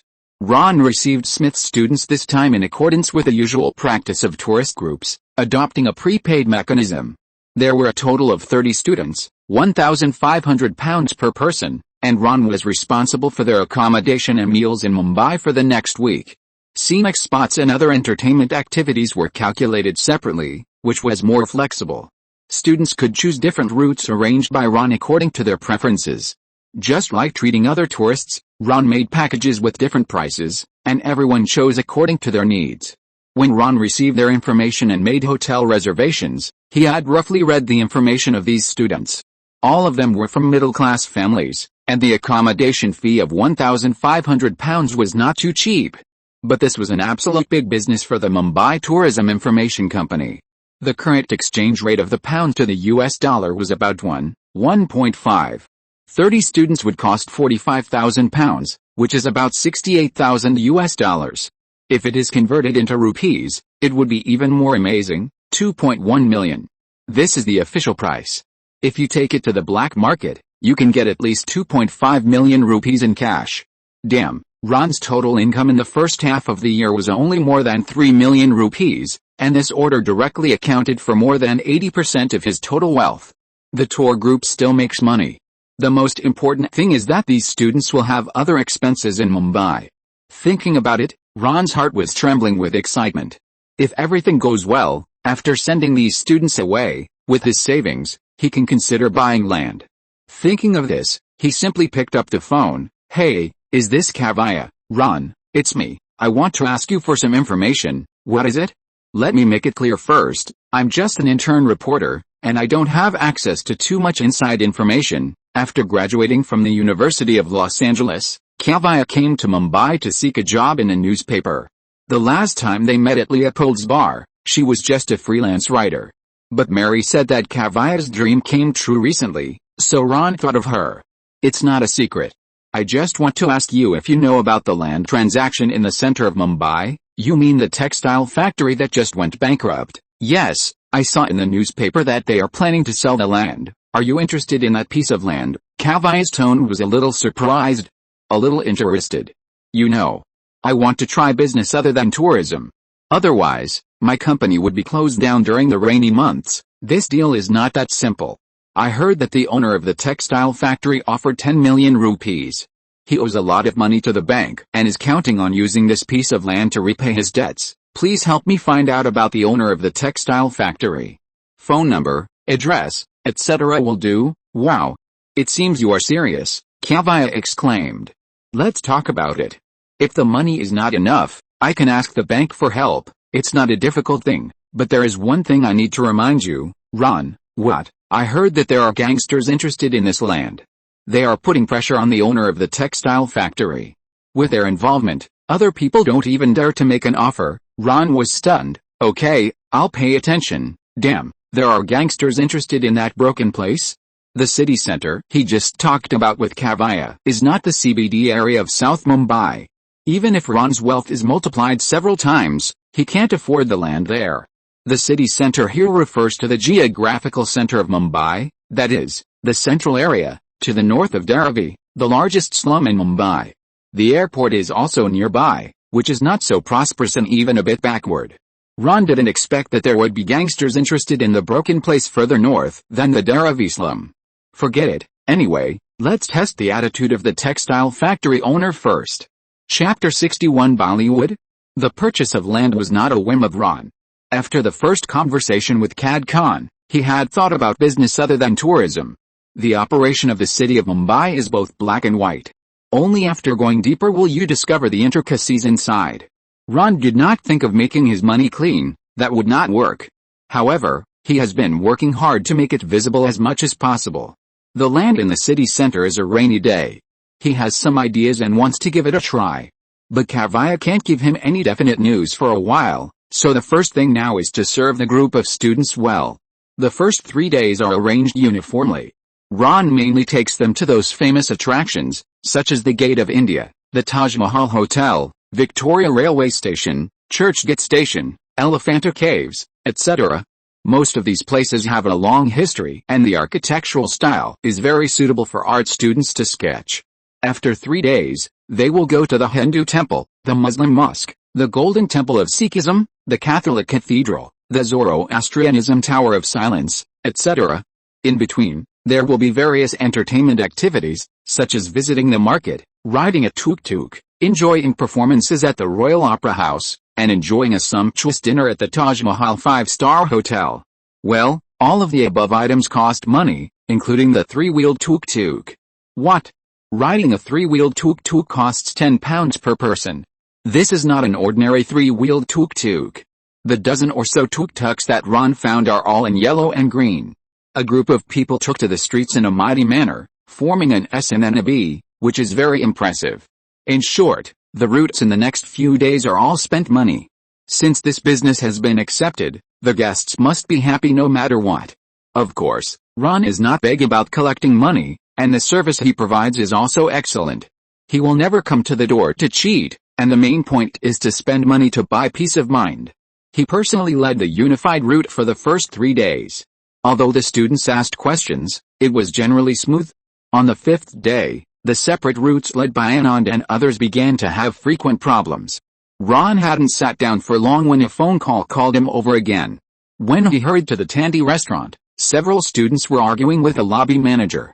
Sanjay, who was supposed to lead the team, was standing outside at a loss, looking anxious. When he saw Ron coming, he was ashamed and angry, and even his brown skin couldn't cover up the redness on his face. "Ron Baba," he stammered, not daring to look up at Ron's eyes. "I know, it's not your fault," Ron comforted him and squeezed forward. "Sorry, sir, I'm their leader," he greeted the lobby manager of the restaurant first, then turned to look at the students. "What happened? They are discriminating against their compatriots. Oh my God, this is unfair." "That's right, they didn't let Sanjay in, saying he was a pariah, which is simply a personal insult. It's hard to imagine that this kind of thing would happen in a democratic country." The students accused the other party of outrageous behavior, but the restaurant manager remained unmoved and kept a cold face. "Okay, I roughly know what happened. Now let's find a delicious restaurant and sit down to talk slowly. I guarantee that their food is so delicious that you can't walk." He hasn't apologized for his behavior yet. We can't just let it go. "That's right, we have to complain to him. Listen to me, great guys," Ron had to comfort them. "Since their service is not satisfactory, why don't you change one? We are the customers, and there are many people who are willing to treat us as gods." The students looked at each other, as if this was indeed the truth. Seeing that the other party was stubborn, it was estimated that there would be no compromise. It was just that because there were female students present, the leading boys were a little embarrassed. Now that Ron said so. "Okay, follow me, I promise I won't let you down." Ron handed over a step, and everyone followed him out of the restaurant. What happened was very simple, and he could guess the reason without the students describing it. It was nothing more than the restaurant manager was a high caste, and he refused to let Sanjay, who was a Dalit, in, because it would pollute his restaurant and make the guests unhappy. Then this group of students with a strong sense of justice, who claimed to be from a civilized world, would certainly feel sorry for Sanjay. Alice, college students of any age are so clear-headed and stupid. If the other party had admitted their mistakes and corrected them because of your few words, the Indian authorities would not have been troubled by the caste issue. But Ron did not blame them. After all, they were all kind-hearted, and they were seeking justice for his subordinates. The manager acted like a gentleman at first, but he immediately showed his disgust when he saw Sanjay. He is a complete hypocrite. Some students were still indignant. That restaurant has insisted on this level division for many years. The lower and middle classes such as Vaishyas and Shudras are not allowed to enter the store, not to mention the untouchables he mentioned, Dalits. "We usually don't come here." At this point, Ron suddenly turned his head and looked at Sanjay behind him. The latter's expression was very helpless. I suggested other restaurants, but the students wanted to try. At this time, many students also explained that they did not blame Sanjay, it was their idea. Ron waved his hand. It's okay, we've arrived at a delicious restaurant. The owner of the Coast restaurant was also an acquaintance of Ron. He was a sturdy man and warmly invited everyone to sit down. Without Ron's instructions, a plate of steaming dishes was soon served on the table. Sir, tell us about the caste system in India, a student suggested. It's hard to explain it in a few words, then keep it simple. A familiar voice came from outside the door. Ron turned his head. Red hair, beige knitted jacket, light-colored trousers. Mary, I came at the right time. She sat down next to him unceremoniously. The appearance of such a beautiful lady made the male students excited and eager to try, but only a few blonde girls were a little jealous. Come here at this time, what's the matter? Ron ordered a glass of cashew fanny for her. Yes, Mary nodded, but I want you to hear about the caste system first. You know, I'm also curious. The foreigners at the table all looked at him with interest. Even Sanjay stared with bated breath, ready to listen to the story. Well, the caste system originated from the hymns of the Vedas, also known as the Puranas. Basically, it says that the original man's body evolved into today's 4 castes: Brahmin, mouth; Kshatriya, hands; Vaishya, legs; and Shudra, feet. In addition, there is an untouchable, or Dalit. The hierarchy is from high to low, and the industries they are engaged in are strictly divided. Later, Varna was used to distinguish different castes. Varna means color in Sanskrit. Brahmins are white, Kshatriyas are red, Vaishyas are yellow, and Shudras are black. In a sense, this also represents skin color. About the strict hierarchy of the caste system, Ron paused. There are some very bad things. If you want to understand, you can go to the countryside to have a look. Mumbai is already the most open city in India. In Mumbai, Dalits like Sanjay can be hawkers or guides for foreigners. But if you live in the countryside, especially in the north, it is not easy to survive and grow up. This is why people still flock to Mumbai slums despite the fact that life there is so difficult. Compared to the two, one seems to be in the Middle Ages, while the other is a modern civilized society. Is caste only in Hinduism? Mary asked. In the beginning, it was, but Muslims absorbed too many Dalits, and then it was slowly assimilated. Now both Hinduism and Islam have caste systems, and the believers of these two religions together account for more than 94% of the total population of India. So you know, the whole of India operates under the caste system, and the constitution cannot change anything. Sir, excuse me, what caste do you belong to? A student asked boldly. According to the traditional classification, it is considered a Brahmin. Then why do you? The student looked at Sanjay and hesitated. Because Ron Baba is different from others. Sanjay shook his neck and answered happily. Every country has enlightened people. It's nothing. Well, after lunch, let Sanjay take you to the seaside boulevard. The scenery there is beautiful. After saying this, Ron turned around and asked, what do you want to see me about? Bollywood, Mary said briefly. Bollywood, this answer was a little unexpected to him. If you're listening to this novel on a channel other than Fanfic World, it means they downloaded and uploaded it without effort. We cordially invite you to visit our channel, Mundo Fanfic Novelis. There you'll find the original version of this story and you can explore many other novels of various genres. We're waiting for you to immerse yourself in a world of incredible novels. Chapter 62, Casting is also a business. I remember that you and Lena have been in Bollywood for less than a month. Something happened so soon, Ron. It's great there, beyond imagination. Sound like a good thing. I'm not sure. Mary shrugged. So I wanted to ask you. I have time now. Ron turned his head and snapped his fingers. Glitter, give me a beer. After the beer came and the two of them clinked glasses, Mary started to talk about business. Ron, you should go to Bollywood. You will be surprised. Dozens of movies are shot there at the same time every day.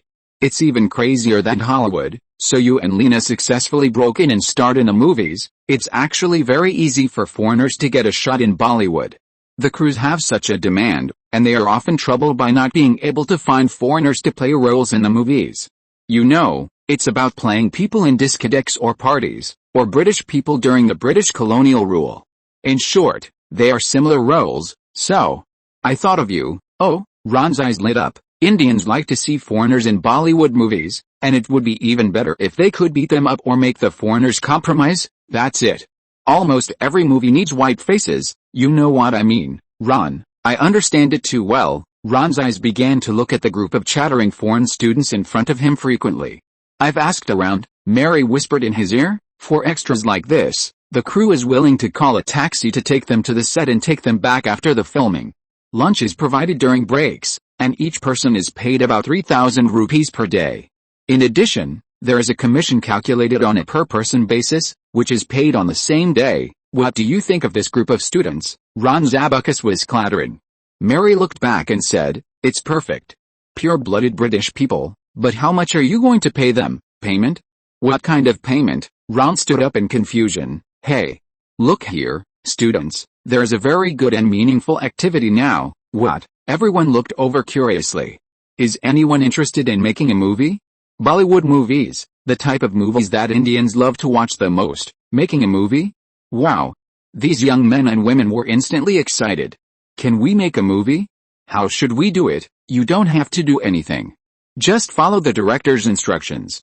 Of course, if you want to have a shot or say a few lines, you may need to pay a little bit of activity funds. Cool. I want to participate in this activity. £100 per person, limited places, first come first served. By the way, Mary, how many people do you want? Ron turned around and asked. 9, 5 girls and 4 boys. Okay, if you are interested, come and sign up with me. We are going to make a big fuss in Bollywood before we leave, sir. Choose me. I have studied acting, I can dance, I can do talk shows. Seeing the students waving hundreds of pounds excitedly, Mary, who was watching the excitement on the side, was directly numb. This profiteer is eating both ends. £100 can be exchanged for 4,500 rupees, which is higher than the salary offered by the crew. But these young people are fighting for paid performances. This is crazy. Indians are born scammers. After a few words of deception, the fat sheep that had been stripped of their clothes jumped onto the chopping board willingly. Ron arranged the extra role activities for this group of students on the last day of this trip to Mumbai. They had seen and played everything they should have seen before, and there was just one day left to experience Bollywood, a reserved program. It was still the same bus, and the 9 selected students were pulled over at once. The remaining students were taken to the market by Anand and his friends to spend money. Ron had already inquired before coming here. These students only had 1 or 2 scenes, and some did not even have lines, so half a day was more than enough. The distance from the Indian hostel where they lived to Bollywood in the northwest suburbs was not close, and the further north they went, the more remote the place was. That location was further north than the Mumbai airport, and there were rolling hills and dense forests along the way. Fortunately, the Bollywood film base was relatively close to the Juhu coast, which was one of the few places in Mumbai with good beach scenery. When the bus turned the last bend along the coast, the broad horizon and the dark, trembling seawater came into view. There were many restaurants here, and Ron soon found Mary. She was wearing a light white shirt with a turned-up collar and a white culottes. Hi, Ron, she smiled and leaned over to kiss his face. You came at the right time. That's right, the guys behind me are almost starving. Where's Lena? She's on the set and can't leave, but let's put the meal aside. You can meet Mina now, she'll be here soon. No problem, I'll just arrange for these students to have dinner first. There was a cafeteria next to them, and Ron made a gesture, and the students cheered and entered the restaurant. At this time, a young woman walked towards them in the distance. She had a fashionable Western-style short hair, low-waisted jeans and a tight red t-shirt. Her skin was a healthy wheat color, and she was holding a clipboard in her hand. She was about 25 or 26 years old. Hello, Ron asked as Mary introduced them to each other. Are those radio vans and cables outside your equipment? Are we shooting today? I guess so, she said in a pleasant Bombay accent. The director sneaked off somewhere with a dancer from the crew, and no one should know about it.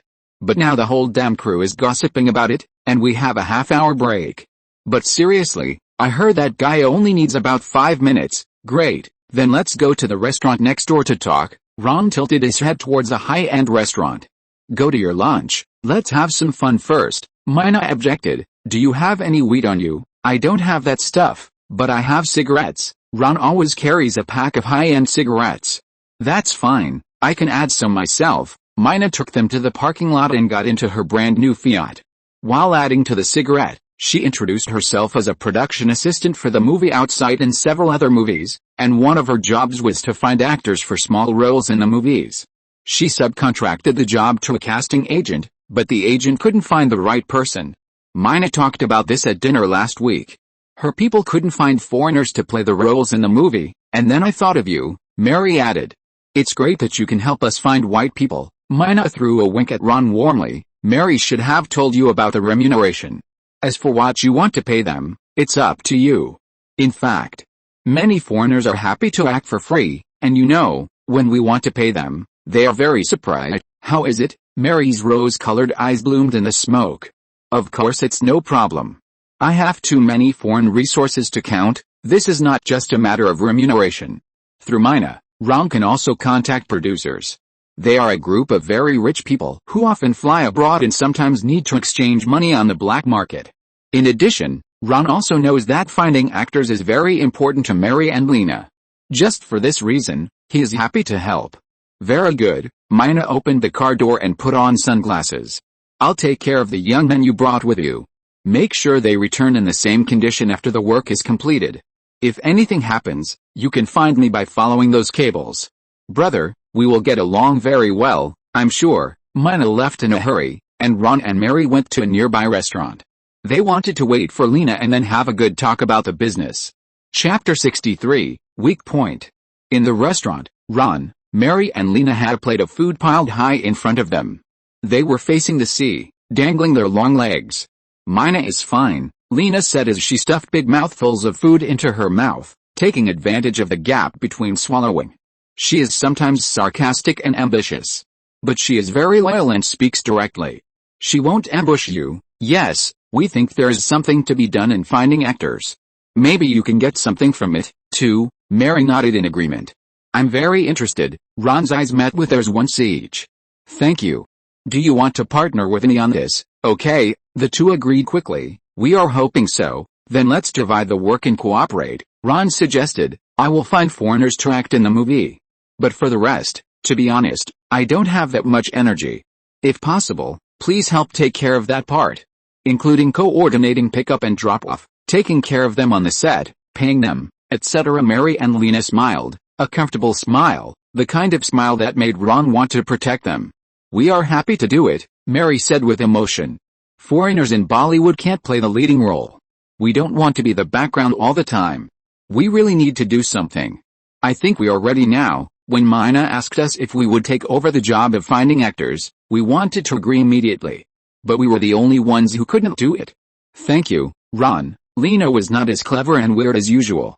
Her expression was sincere. You're welcome. You did a great job. I even took advantage of it. Ron was very happy to cooperate like this.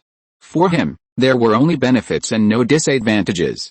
His company came into contact with all kinds of foreigners every day. Now he could make another fortune with this part of the resources. Why not? Mary and Lena were also very happy. Although their relationship had long surpassed friendship, Ron respected them very much and had no intention of interfering in their lives. He supported them, and on the premise of giving them full respect and retaining enough self-esteem. He was actually very gentle, and Mary and Lena liked him. Are you ready now? Ron asked. The food on the table was almost finished. The two nodded. Let's go to the studio. The three walked along the black wires pulled out of the power truck outside the hotel, passed through the side door, past a row of busy assistants, and came to the dance hall used as the studio. The room was crowded with people. Strong lights, dazzling reflectors, cameras and equipment occupied a large part of the space. Not long after they entered, someone shouted, "Quiet," and then a lively musical began. The British students who followed Ron were twisting their bodies on the dance floor. They were very excited and enjoyed such shots very much. Many people don't like to watch Indian movies. Some of the foreign tourists Ron met told him. They can't stand the complicated and changeable noise of musicals. They can't stand the sudden burst of song and dance when mothers are crying, lovers are sighing, and villains are fighting. This doesn't make sense logically, and it's even stupid. But behind any popular thing, there is a mass base supporting it. Indians undoubtedly like to dance. They dance when they are happy, dance during religious activities, and even dance for a rain. The children in the slums dance to beg for alms, and continue to dance to express gratitude. Dancing was always active in the cells of Indians. Ron could not say that he liked it, nor did he say that he hated it. He watched it all with great interest. The producer rented 2 high-power speakers, and the music was turned up to deafening volume. The intense sound waves bombarded the entire dance hall, shaking the bones. The color of the studio seemed to come from the tropical ocean, and countless lights shone directly on the lake, making people dizzy. Everyone's face flickered under the lights, like a statue in a temple. The Indian dancers on the dance floor were excited and fierce, doing the most provocative things. But sometimes they showed a graceful gesture or a seductive look, delicate and full of elegance. These songs and dances were surprisingly not boring, with a tight rhythm and full of drama. Ron and Mary watched the dance drama choreographed, revised, and officially recorded for a full hour. Then during the break, Mina introduced Ron to Joseph and Chandra, 2 of the 4 producers of the film. Since it was their first meeting, they didn't talk much, but overall they had a good time. After exchanging business cards, they became friends, and the fragile personal connection was initially established. The British students had finished their scenes, and Ron asked Mary and Lena if they wanted to take a ride back to the city. But they said they had made an appointment with Mina to have dinner together in the evening and keep in touch with each other. Ron kissed them goodbye and prepared to go back with the students. In one afternoon, he not only connected with Bollywood, but also made 50,000 to 60,000 rupees. This business was fascinating. When he walked out of the hallway, he suddenly saw a familiar figure, Kavya. After the last phone call, the 2 hadn't met again. They were both very busy recently. Ron was busy with a tour group, and Kavya was busy writing reports on criminal activities.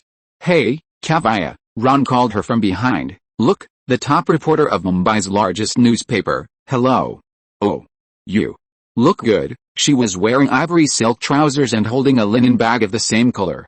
The single-breasted jacket opened down to a deep V-neck, and the scenery inside was dazzling. "Don't mention it." Kavya's voice was sharp, with an embarrassed smile on her face. "I wear this to seduce men. I have to interview Lal, and I just left there." "You can already move around in the circle of powerful people." Ron remembered this name. He was a politician who took a populist line. Walking on the street, you can still see posters about him. He advocates ethnic violence, incites conflict, arson, and murder. He has appeared on TV and newspapers, and has attracted many extreme followers. "You know, Ron, the private room upstairs is as scary as a snake's nest.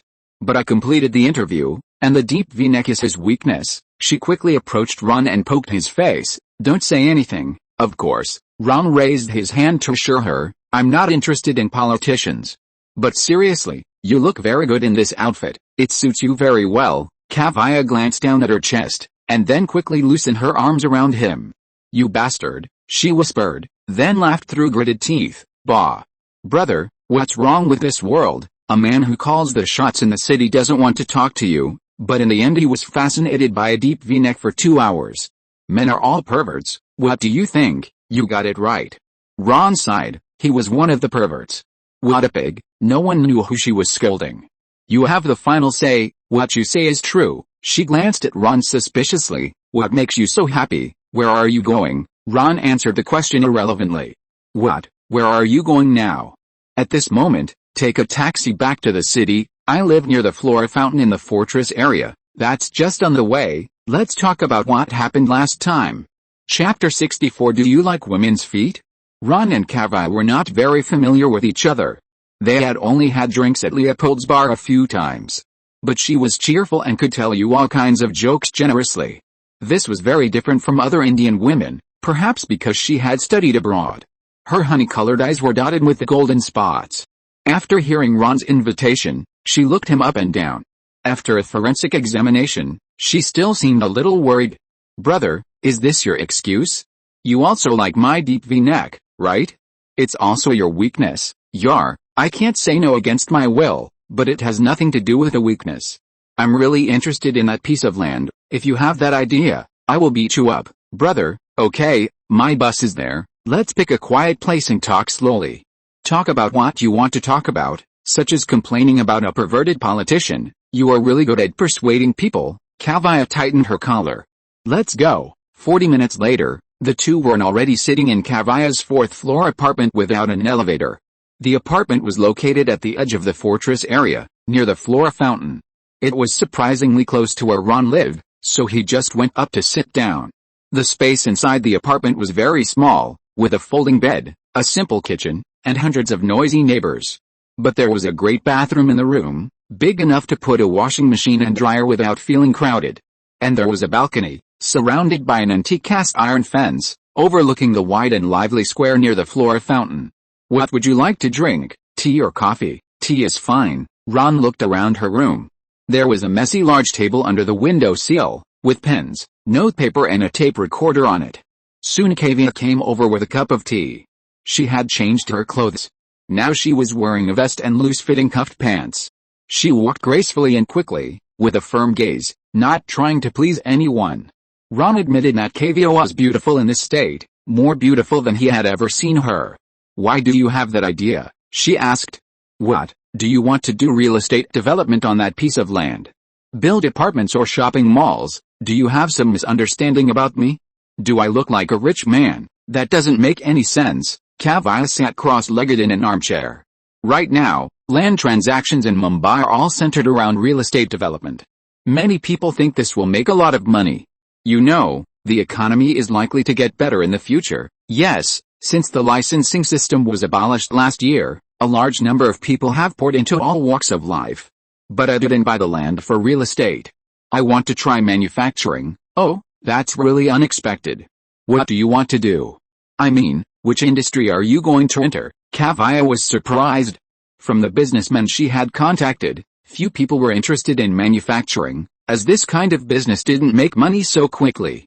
Probably cheap electrical appliances, fans, radios, phones. It all depends on which one is easier to make money. Anyway, it's a good idea to plan early. The land in Mumbai will only get more and more expensive. I thought you were going to go high-tech, TV or air conditioning or something. Now every Indian family wants to have a TV. Don't be silly. Ron laughed at himself. I don't have the ability to make that thing now. Of course. I'll make it as simple as possible. Even if it doesn't work, the loss won't be too big. That's right. Even if you change your mind and want to quit manufacturing later, you might make a lot of money by selling the land in a few years. She stretched her legs barefoot and changed herself into a comfortable position. So, what do you think? Ron's eyes were unconsciously attracted by her saffron-colored nail polish, which was dotted between her tender toes, appearing and disappearing from time to time, naughty and smart. I don't think it's good, brother. Do you like women's feet? She stared at Ron as if she had discovered a secret. Sorry, I didn't mean to say that. But they are really beautiful, and people are always easily attracted by beautiful things. Men are really perverts. Bro, the way you looked at my toes just now is the same as when Lau looked at my deep V-neck. Women's toes are your weakness. Nah, right. Ron simply raised his hands in surrender. There was no point in explaining such a thing. The more he explained, the more confusing it became. Since I'm asking sincerely, please be kind and let's change the subject. You are much more timid than Lau, but I hate his rudeness. Kavya laughed, as if the scene just now was just a prank. But to be honest, I think the group of people who are now engaged in real estate, either they are stupid, or they smoke too much marijuana and have hallucinations, she criticized bluntly. Are you not optimistic about the development of Mumbai? Ron asked. Of course I am optimistic, but not now. India is too poor, no one can afford to buy a house. Do you know how much I earn a month? Less than 4,000 rupees. The apartment we are staying in now costs at least 300,000 rupees. It is impossible to save so much money living in Mumbai. It is a vicious circle. There is no way. Ron knew that Kavya was right, and this was even the most optimistic scenario. As a reporter, she was already considered a high-income person in Mumbai, a real social elite. There were many ordinary people on the street who earned less than 1,000 rupees. For them, even renting a house was a problem, let alone buying one. It seems that I don't have to worry about losses, because I don't plan to do real estate, Ron shrugged optimistically. Speaking of the piece of land, she got up and walked to the messy big table and began to look through it. Soon, several newspapers and notes with handwriting were picked out. The owner of the textile factory is called Sharma. His factory was officially declared bankrupt in June. However, due to debt and worker problems, the procedures have been stagnant. There are rumors that he owes tens of millions of rupees to the bank, and the workers are not going to let him go because he has owed wages for several months. Now the gangs are eyeing the land, so he disappeared. Ron sighed secretly. He didn't like things that were out of context. To be precise, he hid. You know, none of these troubles are easy to deal with. Indians are crazy when they are crazy. Those angry workers will drag him to the streets to march. This is true. Since he experienced a taxi accident, Ron has been convinced of this. But there are also reports that he is looking for a buyer privately. The root of the problem is money. Only by selling the land can he have room for maneuver. The equipment in the textile factory has been sold out long ago, and now only the land is left. Can you contact him? Ron looked at her hopefully. You expect a lot from me, Kawaya muttered. I know, but I don't know anyone else who can give me accurate information except you. I'm asking for you, but I'm just an intern reporter who needs a deep V-neck to get an interview opportunity. It won't be that fast. I don't mean to rush you, just tell me if there is any news. No problem, but buying land requires a lot of money. Brother, just looking at the numbers makes me breathless. I'll think of a way. You know, I recently received a tour group, and I may have made a small profit. At this point, Ron couldn't wait to go back and settle the accounts. Smith's students will take a plane to Goa tomorrow morning, and his reception work has been completed. Now it's time to count the small treasury. P.S. It will be on the shelves at midnight on Wednesday, and the manuscripts are ready. Speak loudly. Chapter 65. What a coincidence. Smith's students have already taken a flight to Panaji, and even the air tickets were arranged by Ron. He knows singing can get cheap discount tickets, which can make a profit by reselling them. At this moment, he was sitting in the office of the fortress area to count the accounts, and the accountant Harris was standing beside him with a thick list. The bill sent from Ziyang totaled 152,000 rupees, including 90,000 rupees for accommodation and 11,000 rupees for meals. Other value-added services, laundry, pickup, snacks, and high-end toiletries. A total of 51,000 rupees. Tell him to cut the cost of the value-added services in half. That guy knows that these students are fat sheep, and the quotation we gave us is much higher than usual. Ron knew at a glance that the laundry fee on the list was false, 20 rupees per piece. This is the usual package price that includes the whole body. Accommodation costs 800 rupees per night. The 31-person tour group booked 16 rooms and stayed for 7 days. Breakfast costs 50 rupees per person, and the price is about the same based on the number of people. They signed an agreement in advance on the prices of these two major expenses. Ziyang was honest and didn't do anything. Ron roughly calculated that the cost of the hotel was about 130,000 rupees, which was considered a business-level treatment in Mumbai. After all, it was an air-conditioned room, and 800 rupees per night was already a friendly price offered by Ziyang. As far as Ron knew, such a room would normally cost at least 900 rupees or more. But one thing is one thing, he still had to lower the value-added service fee. After all, it was too much. What about food expenses?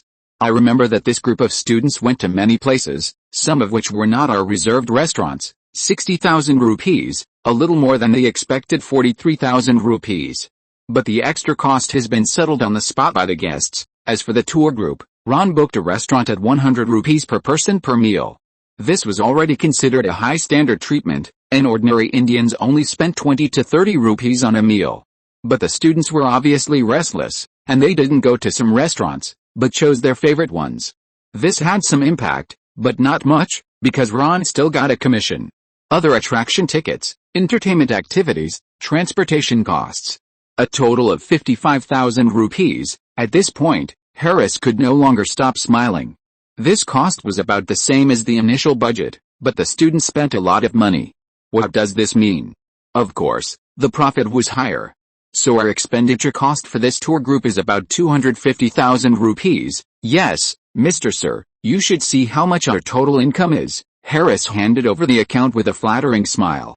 In fact, Ron knew it without even looking at it, because a lot of money came from him. A quick glance showed 60,000 pounds. Yes, he received pounds. Don't forget that Mumbai Tourism Information Company also provides foreign currency exchange services. Of the 60,000 pounds, 45,000 pounds were for food and accommodation, and the rest were for attractions and entertainment expenses. For the 7-day trip to Mumbai, These London students spent about £2,000 each. This is certainly not cheap, and it is not cheap in London, but don't forget that these students' families are middle class or above. Their parents are social elites, otherwise they would not let them study abroad. And it was a group tour of a private club. £60,000, according to the current official exchange rate, is 2.8 million rupees. Of course, Ron is not that stupid. This money will definitely flow into the black market in the end. Looking back at their cost of 250,000 rupees, it is simply not worth mentioning. Tour groups are indeed very profitable, especially tour groups for rich people. The best thing is that they come from introductions by acquaintances. This is not all of Ron's income this time. During his stay in Mumbai, the students also went to the market to buy a lot of handicrafts. Of course, those shops were also introduced by him. All the commissions added up to more than 100,000 rupees. There is also the opportunity to play a small role in Bollywood. Ron made more than 40,000 rupees in a short transaction. This business is a win-win for both ends. Mina also gave them a reward of 40,000 rupees afterwards. Ron and Mary each got half, and he took 20,000 of it. The total of the miscellaneous is nearly 200,000 rupees. After reading these accounts, Ron had decided that there are still many places worth exploring in the tourism business. The profit is already clear, conservatively estimated at 2.75 million rupees. If the difference of the £60,000 poured into the black market is also taken into account, it will be no problem to exceed 3 million rupees. Even if the labor, operating costs, bribes to officials and incentive bonuses are deducted, the net profit of 2.8 million should be guaranteed. Ron had saved 3.2 million rupees before, and the total is exactly 6 million. In addition, the second half of September ushered in the peak tourism season, and by mid-October, individual tourists brought the company more than 800,000 rupees in revenue. The money that Ron can use on the books is close to 7 million rupees, which does not seem to be far from the target of 10 million. I don't know when Kavai will have news. As long as he waits for another 2 months, he will be confident that he can collect 10 million rupees. Give everyone an extra bonus this month. You make a budget, about 50,000 rupees, no problem, Sir Bay. Harris happily left the office with a bill in his hand. He would never make a mistake in calculating the salary increase for himself. Now Ron's company has less than 10 formal contract workers, including Anand and other backbones. After the last meal at Sky Village, Ron simply made them permanent employees. His company doesn't need these few positions now. After signing the contract, they can be considered as real family members. It's just that those college students don't like to deal with Anand and his friends. This problem is also a headache for Ron. The workplace discrimination brought by the caste system is useless even if Ron sets an example. Fortunately, the two have different positions. One is mostly in the office, and the other is running around all day, so they don't interfere with each other. Ron tapped his fingers on the table boredly and decided to go out for a walk. He was very busy with a tour group recently. The street was still as dirty and messy as before. The noisy crowd surrounded a statue of Ganesha, singing and dancing. The Ganesha festival had passed at the end of the month when the rainy season ended, but there were always fanatical religious elements who chanted scriptures to the idol Ganesha statue on the street from time to time. As word spread from 1 to 10, and from 10 to 100, it was like a party, and more people joined in. Following the parade, Ron unknowingly walked to the door of Leopold Bar.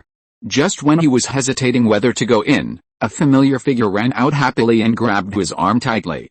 Ron. It's really you.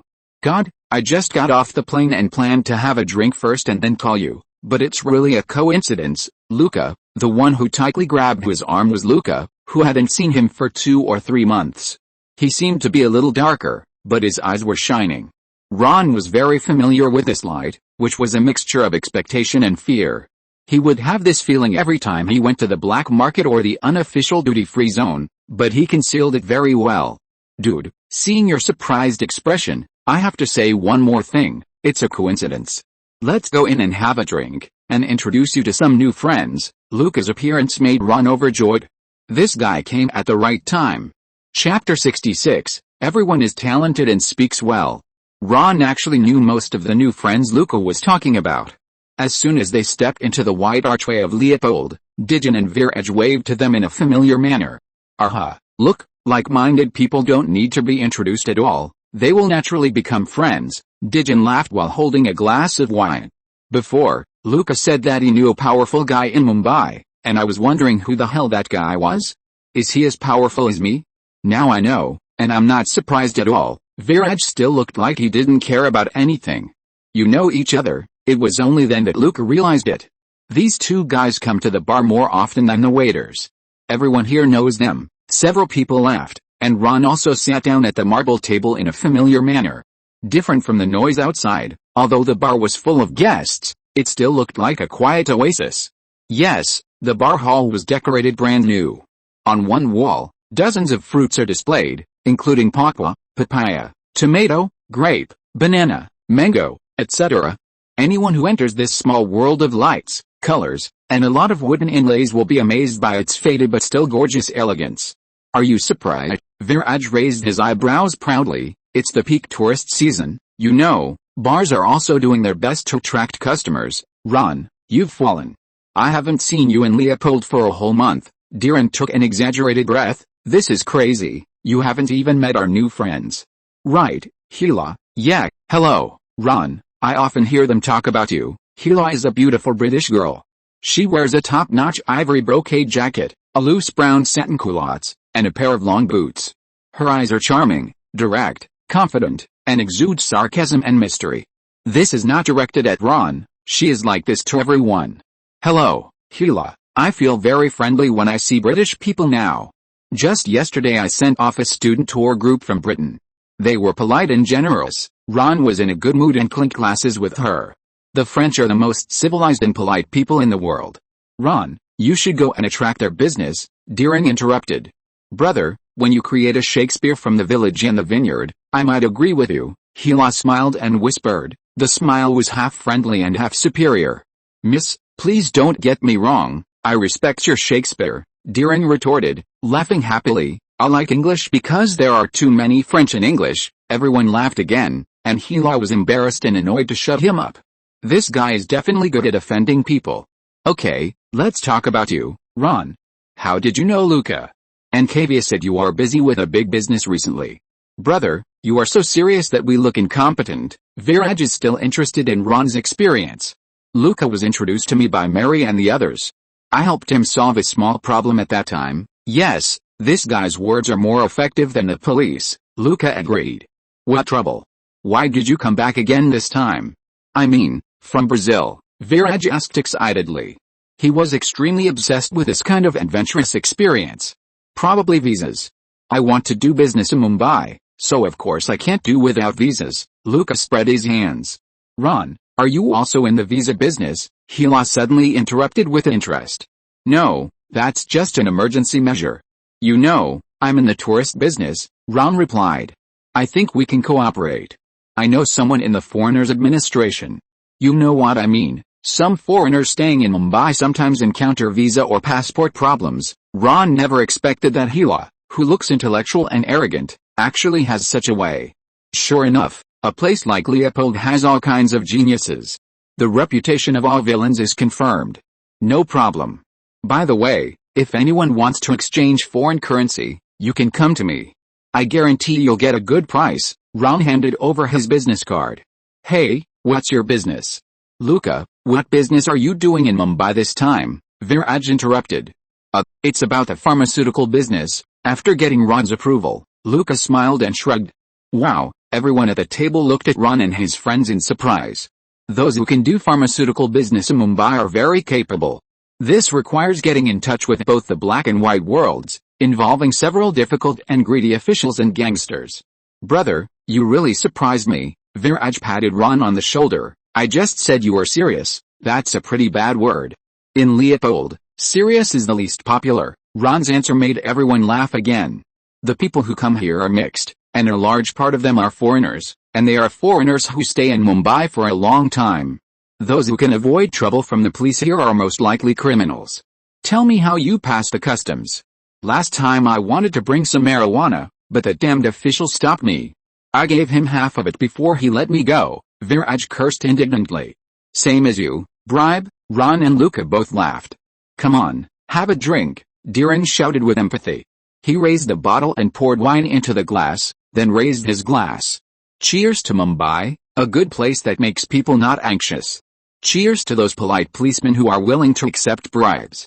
Although they accept bribes not for the law and discipline, they also for order. That's right, toast to bribes. Viraj also followed suit. Cheers to that. Everyone drank up the wine in the glass with laughter and cursing. More than half an hour later, the slightly drunk Ron and the still excited Luca walked out of the door of Leopold Bar.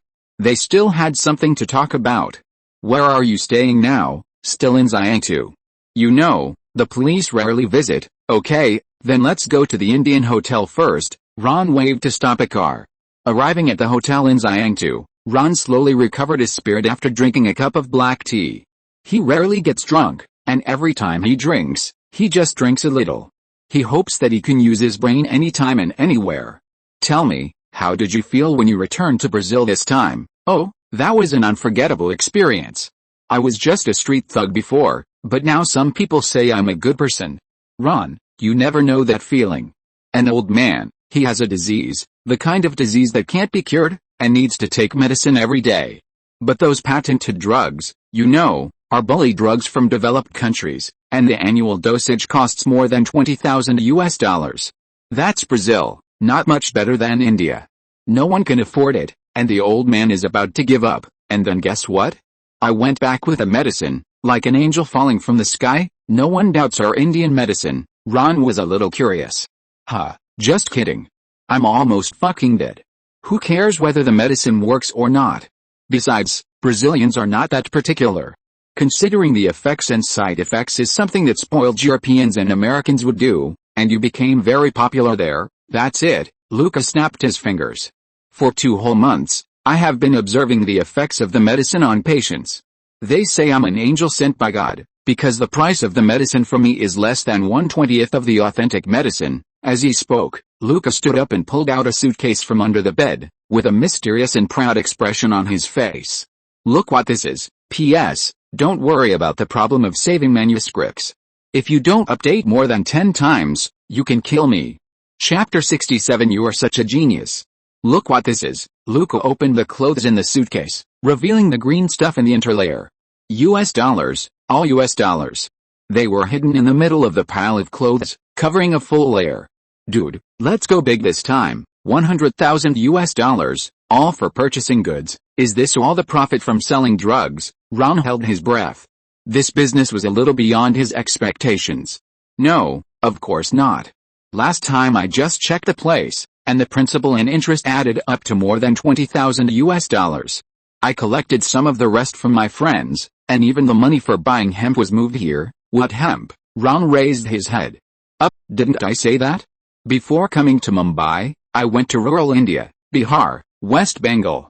Hemp is rich there, and it is very famous in South America. Luca originally did this kind of grey business in Brazil, but because of some gang conflicts, he couldn't get goods from local dealers. That's why he thought of going to India to explore new sources of goods. As a result, when he arrived here, he accidentally heard people talking about the drug business, and then there was what happened later. So you were originally planning to do the tobacco business, but now you've changed your mind. Dude, the profits from the drug business are completely comparable to those from hemp, and it also has a good reputation. The locals will thank you, and the police won't treat you as a hemp dealer when they know about it, so why not? The benefits are obvious. After seeing the drug business, Luca's local friends have invested money to get a piece of the pie. When there are legitimate business ways to make money, gangsters are unwilling to be tobacco dealers. I can see that you have enjoyed your time in Brazil for the past 2 months. You found it. It was a super cool experience, a legendary inspirational story, a little gangster turned prodigal? A bad guy turned over a new leaf? Okay, I'll help you arrange the rest. Ron stood up and prepared to leave. Dude, we have to hurry. The sooner the better. Get the goods early, and then make a fortune. There's nothing wrong with pant, but remember our agreement, 30% commission. Ron gestured.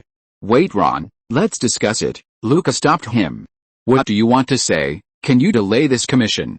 Don't get me wrong, I don't want to default on my debt. I mean to invest it in the drug business. Look, the drug we bought last time was worth $5,000, and it turned into more than $20,000 in cash. Brother, 4 times the profit. You can't find a more profitable business than this. Then what? Ron was unmoved. You must not be good at math. Come, let me help you calculate.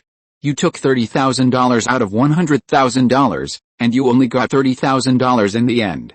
But if you put it back in the box, in 2 months, no, 1 month, I can bring back $60,000. Should it be $120,000? Ron looked at him with amusement.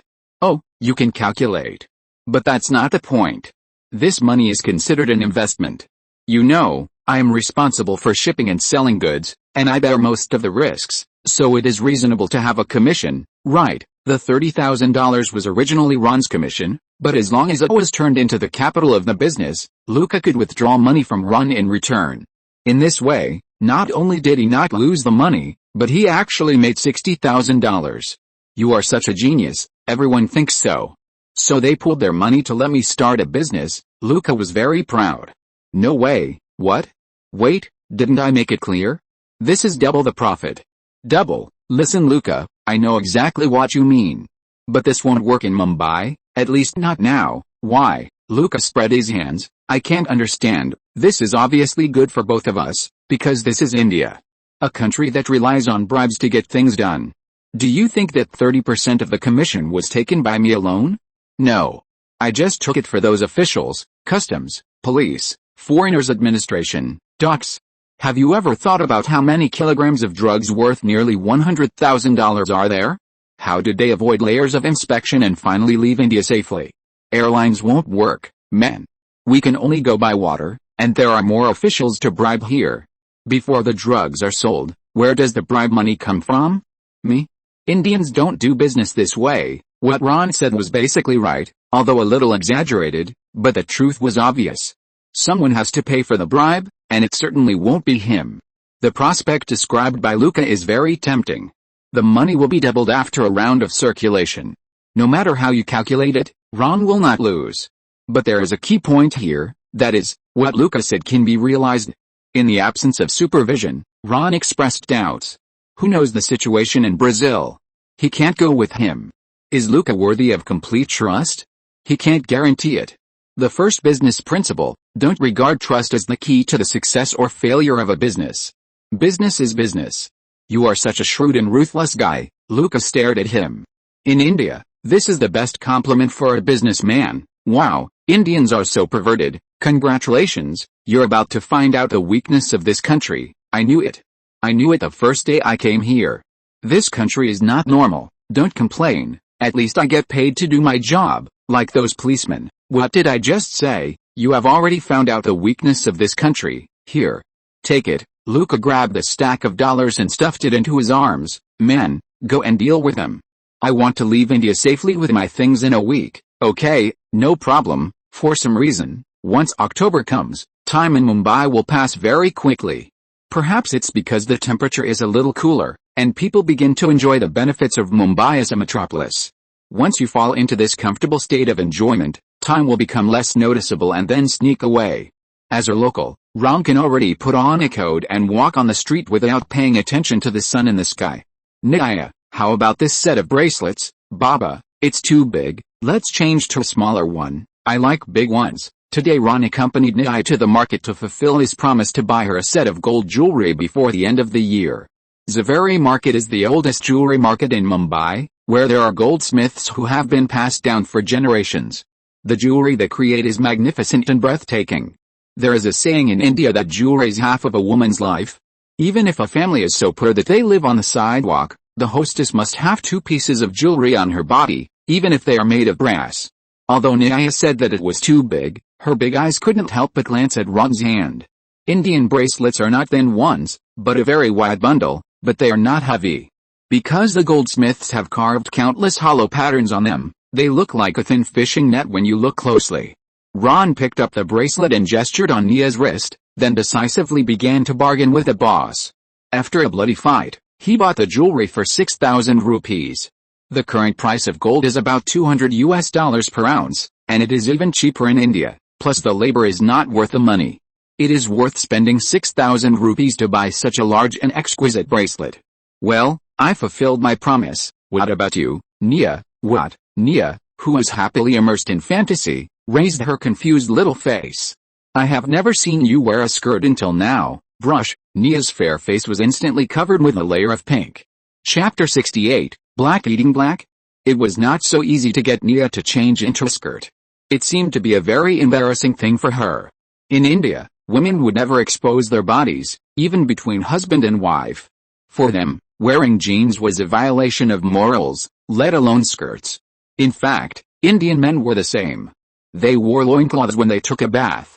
They could defecate on the street, but they had to be covered with loincloths.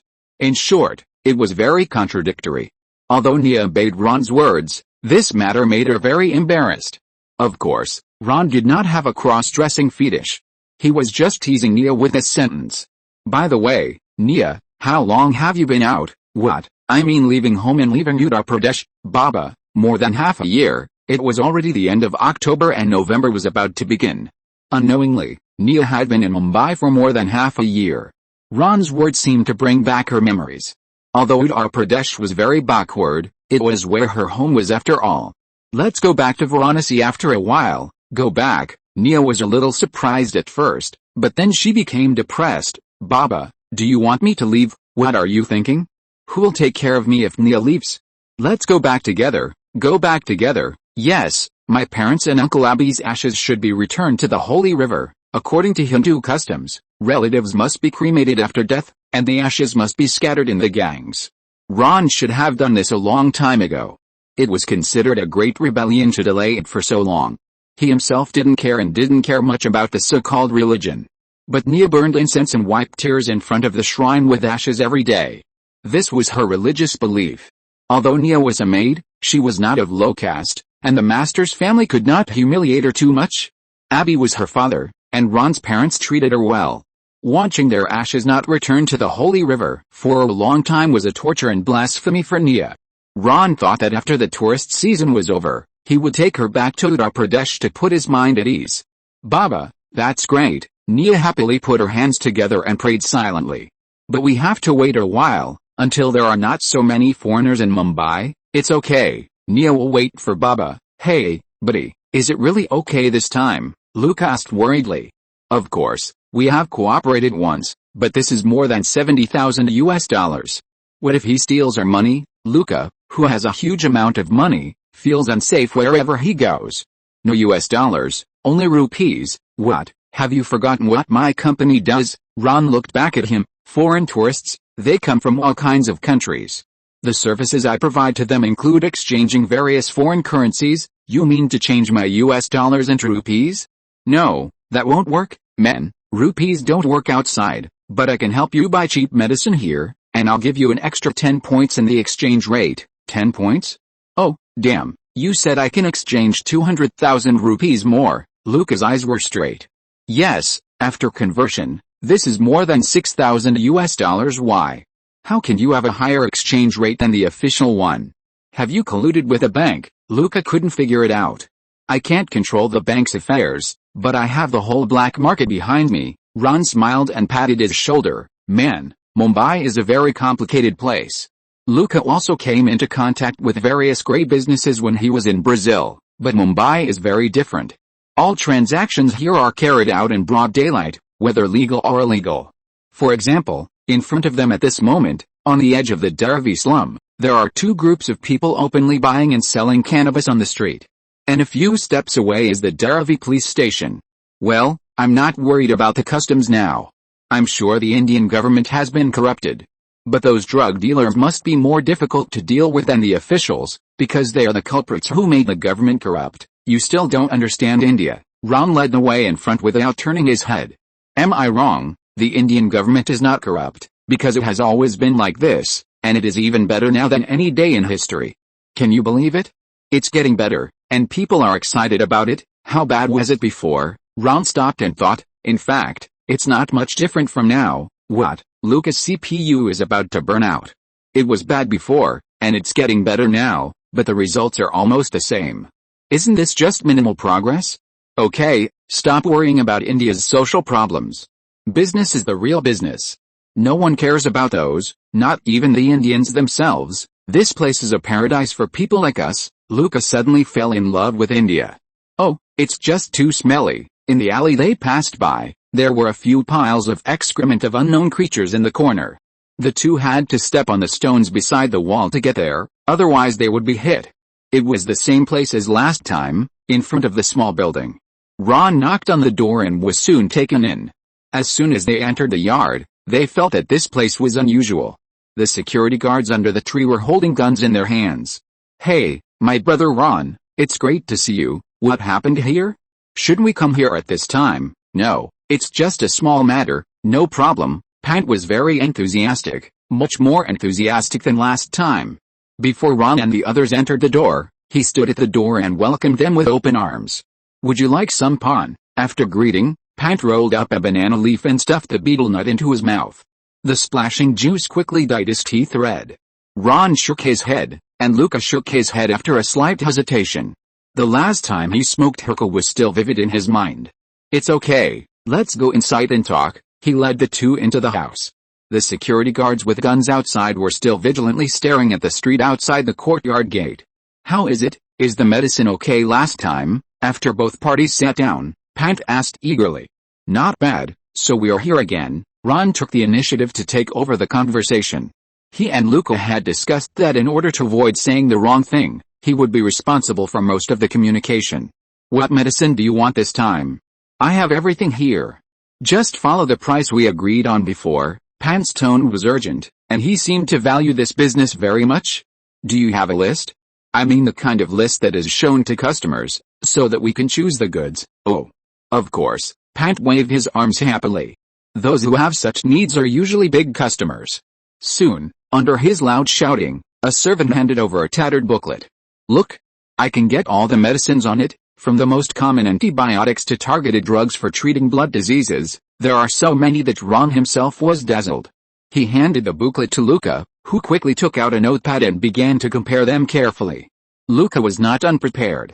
He had done a survey in Brazil. He made a record of what diseases the locals often suffer from and what medicines they urgently need. This way, he can ensure that he can sell them as quickly as possible after getting the medicine. After making some marks, Luca tore off a note. Ron looked at it and handed it to Pant. "No problem. I promise there will be no problem," he shouted excitedly. "Just do as I said just now, and trade it at the price we agreed on last time, but I have a condition." "What?" Ron asked. This, and this." He pointed to several special medicines on the note that were in large quantities and in short supply. "They must be sold in US dollars." "Wait, why do we need to use US dollars?" "I didn't say that last time," Ron protested. "US dollars are his business." "Dollar. It has to be dollar." Pant shook his head, refusing to give in. "This is India. Rupees work just as well as dollars." "No. You both have dollars. I know what business you're in, Ron." He pointed at the two, as if he had them in his hands. "I snap." Snap. The sudden crisp sound startled the people in the room. Quick! Quick! Damn them coming!" Pant yelled. "Shit." It was only then that Ron and Luca realized that it was the sound of gunfire. "Damn it! Run, Ron! He wants to rob the thieves." Luca was the first to react, as he had experienced this kind of scene in Brazil. "Go through the back door." "You go through the back door," Pant yelled. He took out his pistol and waved his arms, asking Ron and the others to follow his men to the back of the yard. Without time to think, Ron and Luca ran to the back desperately. 3 days later, the same place. "Bring dollars," Pant yelled behind him. Snap! Snap! The gunfire in the front yard became more intense. If you're listening to this novel on a channel other than Fanfic World, it means they downloaded and uploaded it without effort. We cordially invite you to visit our channel, Mundo Fanfic Novelis. There you'll find the original version of this story, and you can explore many other novels of various genres. We're waiting for you to immerse yourself in a world of incredible novels. Chapter 69. Brother, you are blessed. This is cow dung. Ron never thought that his first gang conflict in Mumbai would happen here. When he was stitching Johnny, he thought that he would experience this scene in the foreign exchange black market one day in the future. Later, he went to the smuggling area and saved a few dying hidden gentlemen. After touching bundles of US dollars, he became numb. The whole Mumbai is a crime city, more Gotham than Gotham. There is no difference between the officials, police and gangs here, and the former are even more greedy. This social harmony phenomenon of black and white merging made him feel lucky. Gangs are just like this, There are not so many fights and killings, all of which are human relationships. But today's gunshots woke him up. Gangs are gangs, and violence is their inherent nature. Damn it. Men. That was a gun just now. They were fighting, I know. Pant is probably in big trouble. The two ran all the way until they got out of the alley, and then they looked at each other breathlessly. To be honest, Ron couldn't figure it out. How could doing drug business lead to gang fights? This is not hemp, nor is it gold. The added value is simply incomparable. Compared with the first two, medicine is very serious because it can be put in the pharmacy openly. Ron and Luca are at most smugglers, and they are smugglers that the Indian government welcomes. How can there be a fight in this kind of business? Ron, what should we do now? Our business is going to fail. Don't think about business for now. Let's get out of here first. Shit. I knew it wouldn't be so smooth this time, because the last experience was so wonderful. Listen, Luca, this is an accident. This kind of thing doesn't happen every day in Mumbai. Maybe we just happened to encounter it, just like winning the lottery. I've only been to Mumbai twice. The winning rate of Indian lottery is different from other places. Oh, shit. I stepped on something. Because he walked too fast, Luca stepped into the pile of excrement and his ankle was directly submerged. Brother, you are lucky. This is cow dung? Just laugh. This is the grand prize you mentioned, huh? Don't worry, I won't laugh. Really, I promise not to laugh. Come, there is a tap, let's go wash our feet. After finally suppressing his smile, Ron took Luca to wash his feet. After giving 2 rupees to the guard on the side, they were allowed to use the tap. God knows why they have to charge. This is obviously an infrastructure project of the city hall, but at this time, neither of them cared about it. After hurriedly washing his feet and changing into Indian-style sandals, Luca found a stone and sat down with a frustrated look. Ron, we have to think of a way. Do you have any other way? I'm betting all my wealth and my Brazilian friends on this. I can't go back empty-handed, or everything will be ruined. Don't worry. You can't rush in India. This is a country without rush. Let's go get some information first. Didn't Pant say 3 days later? He must have been prepared. You're too optimistic, man. That guy has been beaten up. In Brazil, this usually means the end of a gang. This is India. The most rigorous logic in the world doesn't work here. Ron comforted him. Should I be happy, bro? This seems to be worse. You don't know this place yet. Let's go to Leopold's. What are we going there for? Drink? Well, we need a couple of glasses to calm down. When Ron and Luca stepped into the Leopold's bar, Viraj was talking to Hila and the others. The problem with Indian women is men. They are willing to change. Indian girls from middle-class families are eager to change, yar. They are educated and accept short hair, short skirts, and short relationships. They are willing to change, but men hold them back. Generally, Indian men mature at the age of 14. You know what I mean. They just want to do that. What do you mean? I want to hear this. Hila showed her interest. At this time, another person came in at the door. It was Kavya. Like Ron and the others, she did not disturb everyone first, but stood behind Viraj and listened to him talking. She had a stylish short hair, wore jeans and a white knitted sweater, and she was the living Indian woman that Viraj talked about. You are such a jerk, Viraj. Kavya sat down opposite him unceremoniously, and pulled Ron to the table. By the way, you've said so much, but you're just as bad as any other Indian man. If your sister dares to wear jeans and tight knit sweaters, yar, see what you'll say to her, Ron? Damn, did you two just crawl out of a cesspool? Viraj fanned his nose in disgust. Don't interrupt, keep talking about what you were talking about. Kavya didn't let him go. Hey, I bought her a tight knit sweater when I was in London last year, Viraj retorted. But you still didn't give her a good look when she wore it to a jazz concert, didn't you? Well, I didn't know she would wear it outside. Viraj's words, knowing that he was in the wrong, attracted loud laughter from everyone, and he laughed the loudest. Brother Ron, what's wrong with you? This smell reminds me of the slums. Are you meeting with those drug dealers there? After laughing for a while, Viraj cleverly changed the subject. Sorry, I didn't have time to take a shower because of something I encountered. Ron shrugged. What's the problem? Maybe I can help. Viraj has been bored lately. Unless he travels, he has nothing to do. Actually, it's the drug dealer. He seems to be involved in a gang fight. We were planning to finalize the deal today. Ron is right. We are looking for other ways. We can't just do half the business. Luca nodded in agreement. Mumbai is not peaceful recently. There are violent conflicts everywhere. Viraj frowned. He didn't like it. It must be the Shiva army. Look, over there. Dhiren raised his chin towards the table in the distance. There was a group of Indian men there, eating and drinking without paying attention to others.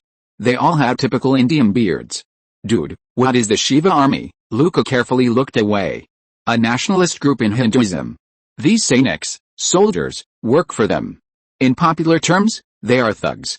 You know, the kind of people who do dirty work. Dhiren has been in Mumbai for several years. He knows the distribution of power here very well. So this group is going to eradicate the crime in Mumbai? Luca asked. On the contrary, Dhiren took a sip, his eyes focused on the distance. How can you say that this group is of a mafia nature?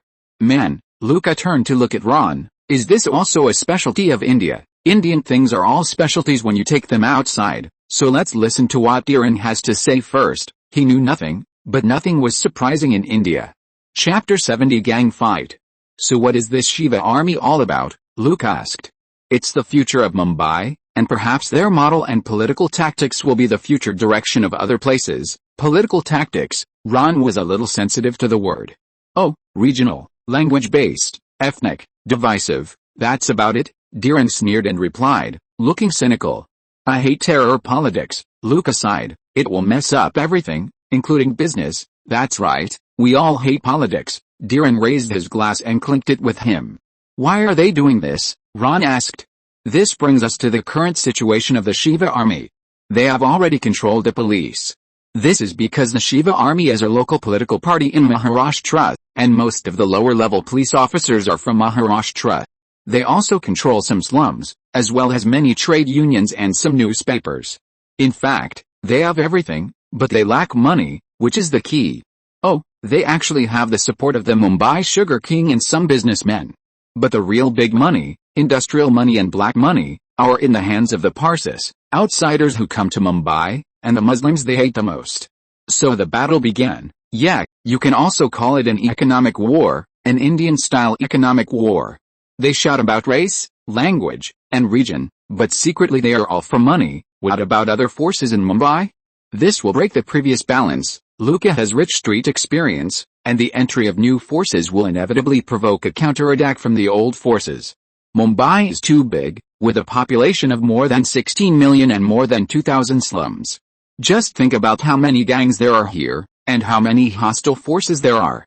The Shiva army is not very eye-catching, and there are many more violent groups than it. They currently have no way to change the sphere of influence of various factions, but I think they will succeed one day. Because they do almost everything and can cooperate with almost anyone. What they want is not territory, but money. This will make most gangs relax their vigilance. Just some time ago, these people made a deal with Rafiq and the police. The police closed down the opium dens in the city to only a few in exchange for money and special benefits. Dozens of high-quality opium dens, which have served enthusiasts for generations, were all closed down within a week, forever. Normally, I am not interested in dirty politics, but they closed the opium dens. Let me ask you, if there were no hemp opium dens in Mumbai, would it still be called Mumbai? Ron glanced at the people in the corner. They were concentrating on eating and eating very enthusiastically. Several large plates filled the dining table, and each plate contained several small plates of rice, chicken, and vegetables. The 5 people sitting around the table didn't speak. They lowered their heads to their plates most of the time, scooping food into their mouths quickly, rarely looking at their companions at the table. After just a few glances, Ron was sure that these people should be Hindus and had received certain training.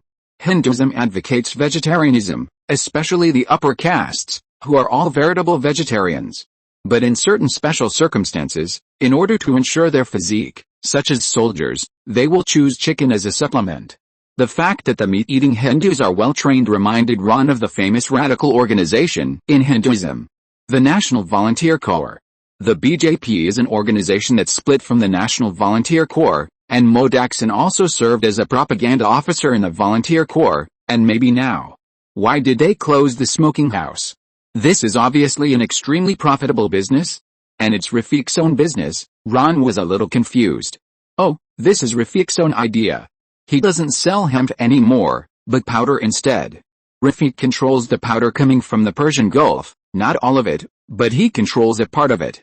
This stuff is more profitable than hemp, very profitable. Why did the politicians agree? It's not just powder that comes into India from Persia. Dhiren lowered his voice. There are also guns, heavy weapons, and explosives. In Punjab, the Sikhs need these weapons. In Kashmir, some Muslims also need them. You know, with weapons, there is power, the power to speak for many poor Muslims, and the Muslims are the enemies of the Shiva army. Controlling the powder trade can influence the sale of guns. The Shiva army is anxious to control the flow of guns into their territory, and the Maharashtra is also anxious to control money and power. All of this is part of a larger struggle, and the goal of that struggle is to control this Mumbai that we love and hate. Damn, the situation in Mumbai is too complicated. Our Brazil is simpler. The Brazilian mafia can directly replace the government to issue orders. Although this is a bit ridiculous, all the forces are clear at a glance, aren't they? Luca was troubled by the difficult situation in Mumbai. What a hell of a joke. Everyone looked at each other, and finally shrugged their shoulders. So the Silva army also set their sights on the pharmaceutical business? This thing is too serious, and the profit is far less than their current business. Ron looked at Dhiren. Who knows? As long as it is a profitable business, maybe they are interested. Dhiren snapped his fingers. He felt that this country was rotten. Man, we'd better find other distributors quickly. Mumbai has become uneasy recently. Luca now just wants to leave this damn place as soon as possible. Let's wait for Pant for a while, just 3 days. Ron didn't want to let his previous efforts go to waste. Don't worry, with Kadkan here, Mumbai won't be in chaos. He's the most powerful person in Mumbai. Dejan's unintentional comfort made Ron's eyes light up. He seemed to have forgotten a key person. Johnny, it's me, Ron. Hey, man, I was just looking for you. Johnny's cheerful voice came from the other end of the phone. What's the matter? Are you and Parvati getting married? Get married? Of course. But not now. It's Pant who is looking for you. He is not convenient now, so he can only contact you through me. Thank God, he is still alive. The situation that day was quite thrilling. I thought he won't die so easily, and those people didn't kill him. I think this is probably a warning. Ron was a little confused. You know, Pant used to do business in the Persian Gulf. He not only brought medicines there, but sometimes also smuggled some contraband, such as guns. Unfortunately, the tribes in the Persian Gulf that traded with him had a grudge against Rafik. What's worse is that many of the guns he brought in flowed into Kashmir. So you know, he offended both Rafik and the Shiva army. If Kader Bey hadn't stepped in, Brother Pant would probably have gone to see Lord Shiva. But that guy is too greedy, so it's good to teach him a lesson this time. I roughly understand. So what did Pant ask you to bring? Let me meet you in the Sasson area in 3 days, and everything else will remain the same. I see. Thank you, Johnny. Ron, Kader Bey asked me to tell you. The drug business will not be affected, don't worry. Ron was stunned. Thank him for me. I will visit him again in a while. After hanging up the phone, he frowned and thought. Things seem to be more complicated than imagined, and more people are involved. From the information Johnny revealed, the Shiva army should have negotiated with Panter at first. However, Panter refused because he was reluctant to give up the business in the Persian Gulf, so he was knocked on the door later. This also explains why he was so eager to make a deal that day, and asked to trade in US dollars. Maybe he had a premonition. Ron, how is it? Do you have any reliable news? Luke asked anxiously. Everything is as usual. We will go to the dock in 3 days. Chapter 71 Dock Transaction. The Sasson area is located on the seaside of South Mumbai. There is a fisherman's wharf, an old shipyard, and a large seafood processing workshop. In the evening, Ron, Luca, Anand and others waited early at the Beauty restaurant here. Their flying pancakes are good, and perhaps because of this, the restaurant is already crowded at this moment. This is a workers' restaurant. From morning to night, the restaurant is full of people. It is full of male and female workers who like this place and regard it as a private kitchen. They are all nearby fishermen, shipyard workers, or work in seafood workshops. They like this restaurant. Although the decoration is simple and practical, the food is cheap and the cleaning is spotless. The large piece of beautiful pancakes, which is delivered to the guests' table by the non-stop waiters, contains the most delicious mixed spices, which is unmatched by any restaurant in the city. Just as Ron and his friends were feasting, A dark-skinned boy wearing a dhoti and a sleeveless sweatshirt walked into the restaurant. He whispered a few words to Ron, and after getting a 10-rupee tip, he ran away again. "Let's go." Ron stood up and paid the bill. They left the restaurant, crossed a road, and passed through the arch of the old shipyard. In front was the seafood processing area, and further ahead was the Arabian Sea. In the evening sun, the dried prawns piled up into pink hills, and the evaporating fishy smell was nauseating. But as soon as they saw the sea, the stench disappeared in the strong sea breeze. Closer to the dock, several people passed through. Groups of people. Men pushed carts and women carried baskets on their heads. There were crushed ice and heavy catches in the carts and baskets. The ice factory and processing plant were working hard, clanging, and there were sharp shouts from auctioneers and salesmen. Damn, why does this scene look a little familiar? When we traded hemp in Brazil, we often chose places like this. Luca was a little moved by the scene. He liked this kind of disorderly, dirty, and lively scene. The adventurous gene dormant in his blood was reawakened, and he began to get a little excited. "Don't make us look like a gang. This is a serious business." Ron rolled his eyes in dissatisfaction. He was an outlaw with a bottom line. "Don't you hate the word serious?" Luca retorted. "Between serious and evil, I would rather choose serious. I am the kind of Indian who has feelings and righteousness." "Dude, when did you become so humorous? You are a shrewd and ruthless businessman." "A compliment, huh? That's not contradictory." "Okay, I think I see Pant." Look, under a messy and dilapidated shed, the wooden door of a room was opened, and Pant was waving his head inside. Several people walked over quickly, and were startled by his weird appearance as soon as they entered the door. "Dude, how did you get into this? Those guys are crazy and don't follow the rules at all." Pant waved his intact arm angrily, and the other arm was wrapped in bandages and hung around his neck. His left foot seemed to be not in good condition, and he walked like he was walking on a slope, crooked. "I heard Johnny say that the problem has been solved, and I thought you were fine." "Aha, except for having nothing, I am indeed fine now," Pant sarcastically said loudly, not knowing who he was mocking.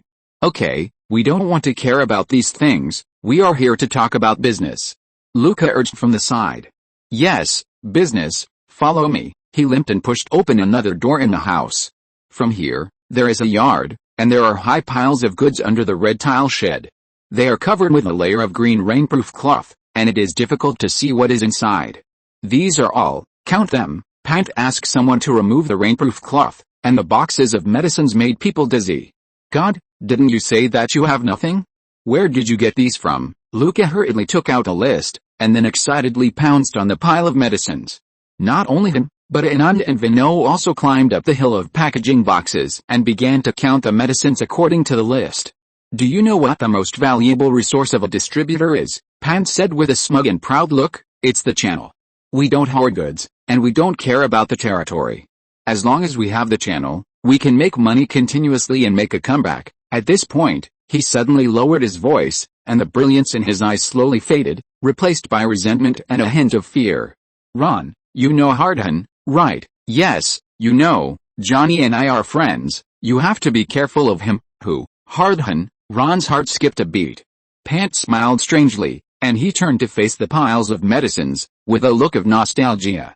Ron was still thinking about what he meant just now, but Pant didn't seem to want to talk about this topic anymore, and the two were silent for a while. The categories and quantities of these medicines are all correct, but there is one exception. Luca had already finished the inventory over there. "What's the problem?" Ron walked over. "Some manufacturers are different from last time." Luca walked over with the notes he had written down. "Pant." Ron turned around. "Nothing to be surprised about. There are tens of thousands of pharmaceutical factories in India, but they only produce so many kinds of drugs. It's not surprising that hundreds of factories produce the same drugs. There is no difference in their efficacy. I can guarantee that it's fine." Pant's explanation still made people hesitate, but Ron knew it was the truth. He couldn't check the efficacy of the drugs one by one, and Luca didn't mean to return the drugs. These drugs that have changed manufacturers are not that important. "Let's leave it like this for now." Luca himself accepted Pant's explanation. The drugs he cared about most remained unchanged, and this was the key point. "Okay, happy cooperation, Brother Pant, we are old friends." "Oh, did you bring your US dollars?" Pant's eyes were full of eagerness. Now only these could cheer him up again. Ron winked at Luca, Who put the suitcase on the ground and opened it? $40,000 in cash, and 1,000,000 rupees, all here. I like you. It's not that troublesome to exchange money and goods, according to the agreement, for the drugs worth more than $70,000. $40,000 were in cash, and the rest were converted into rupees. Pant touched the green dollars, his lips trembling.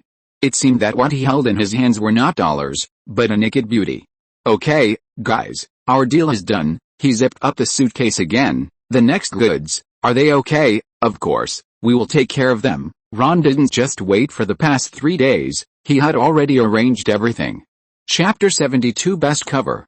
Pant had already left with the money, and the few people who were originally guarding here also evacuated with him. Ron, what should we do next? We can't take them away with just a few of us. Luca looked at the goods in the yard with both joy and worry. Don't worry, everything has been arranged. Ron winked at Anand. The latter immediately opened the gate of the yard a crack, and a sneaky boy was looking here outside. He said a few words in Marathi and touched the boy's head. The half-grown boy responded a few times and disappeared at the door in a flash. Are you looking for someone to help? I have to remind you, men, this batch of goods is at least several hundred kilograms. That's it. Before Luca finished speaking, the gate of the yard was suddenly pushed open, and then a large group of men and women came in one after another. Some of them pushed carts, and some carried baskets. When they arrived in the yard, without Ron's instructions, they opened the cartons one by one.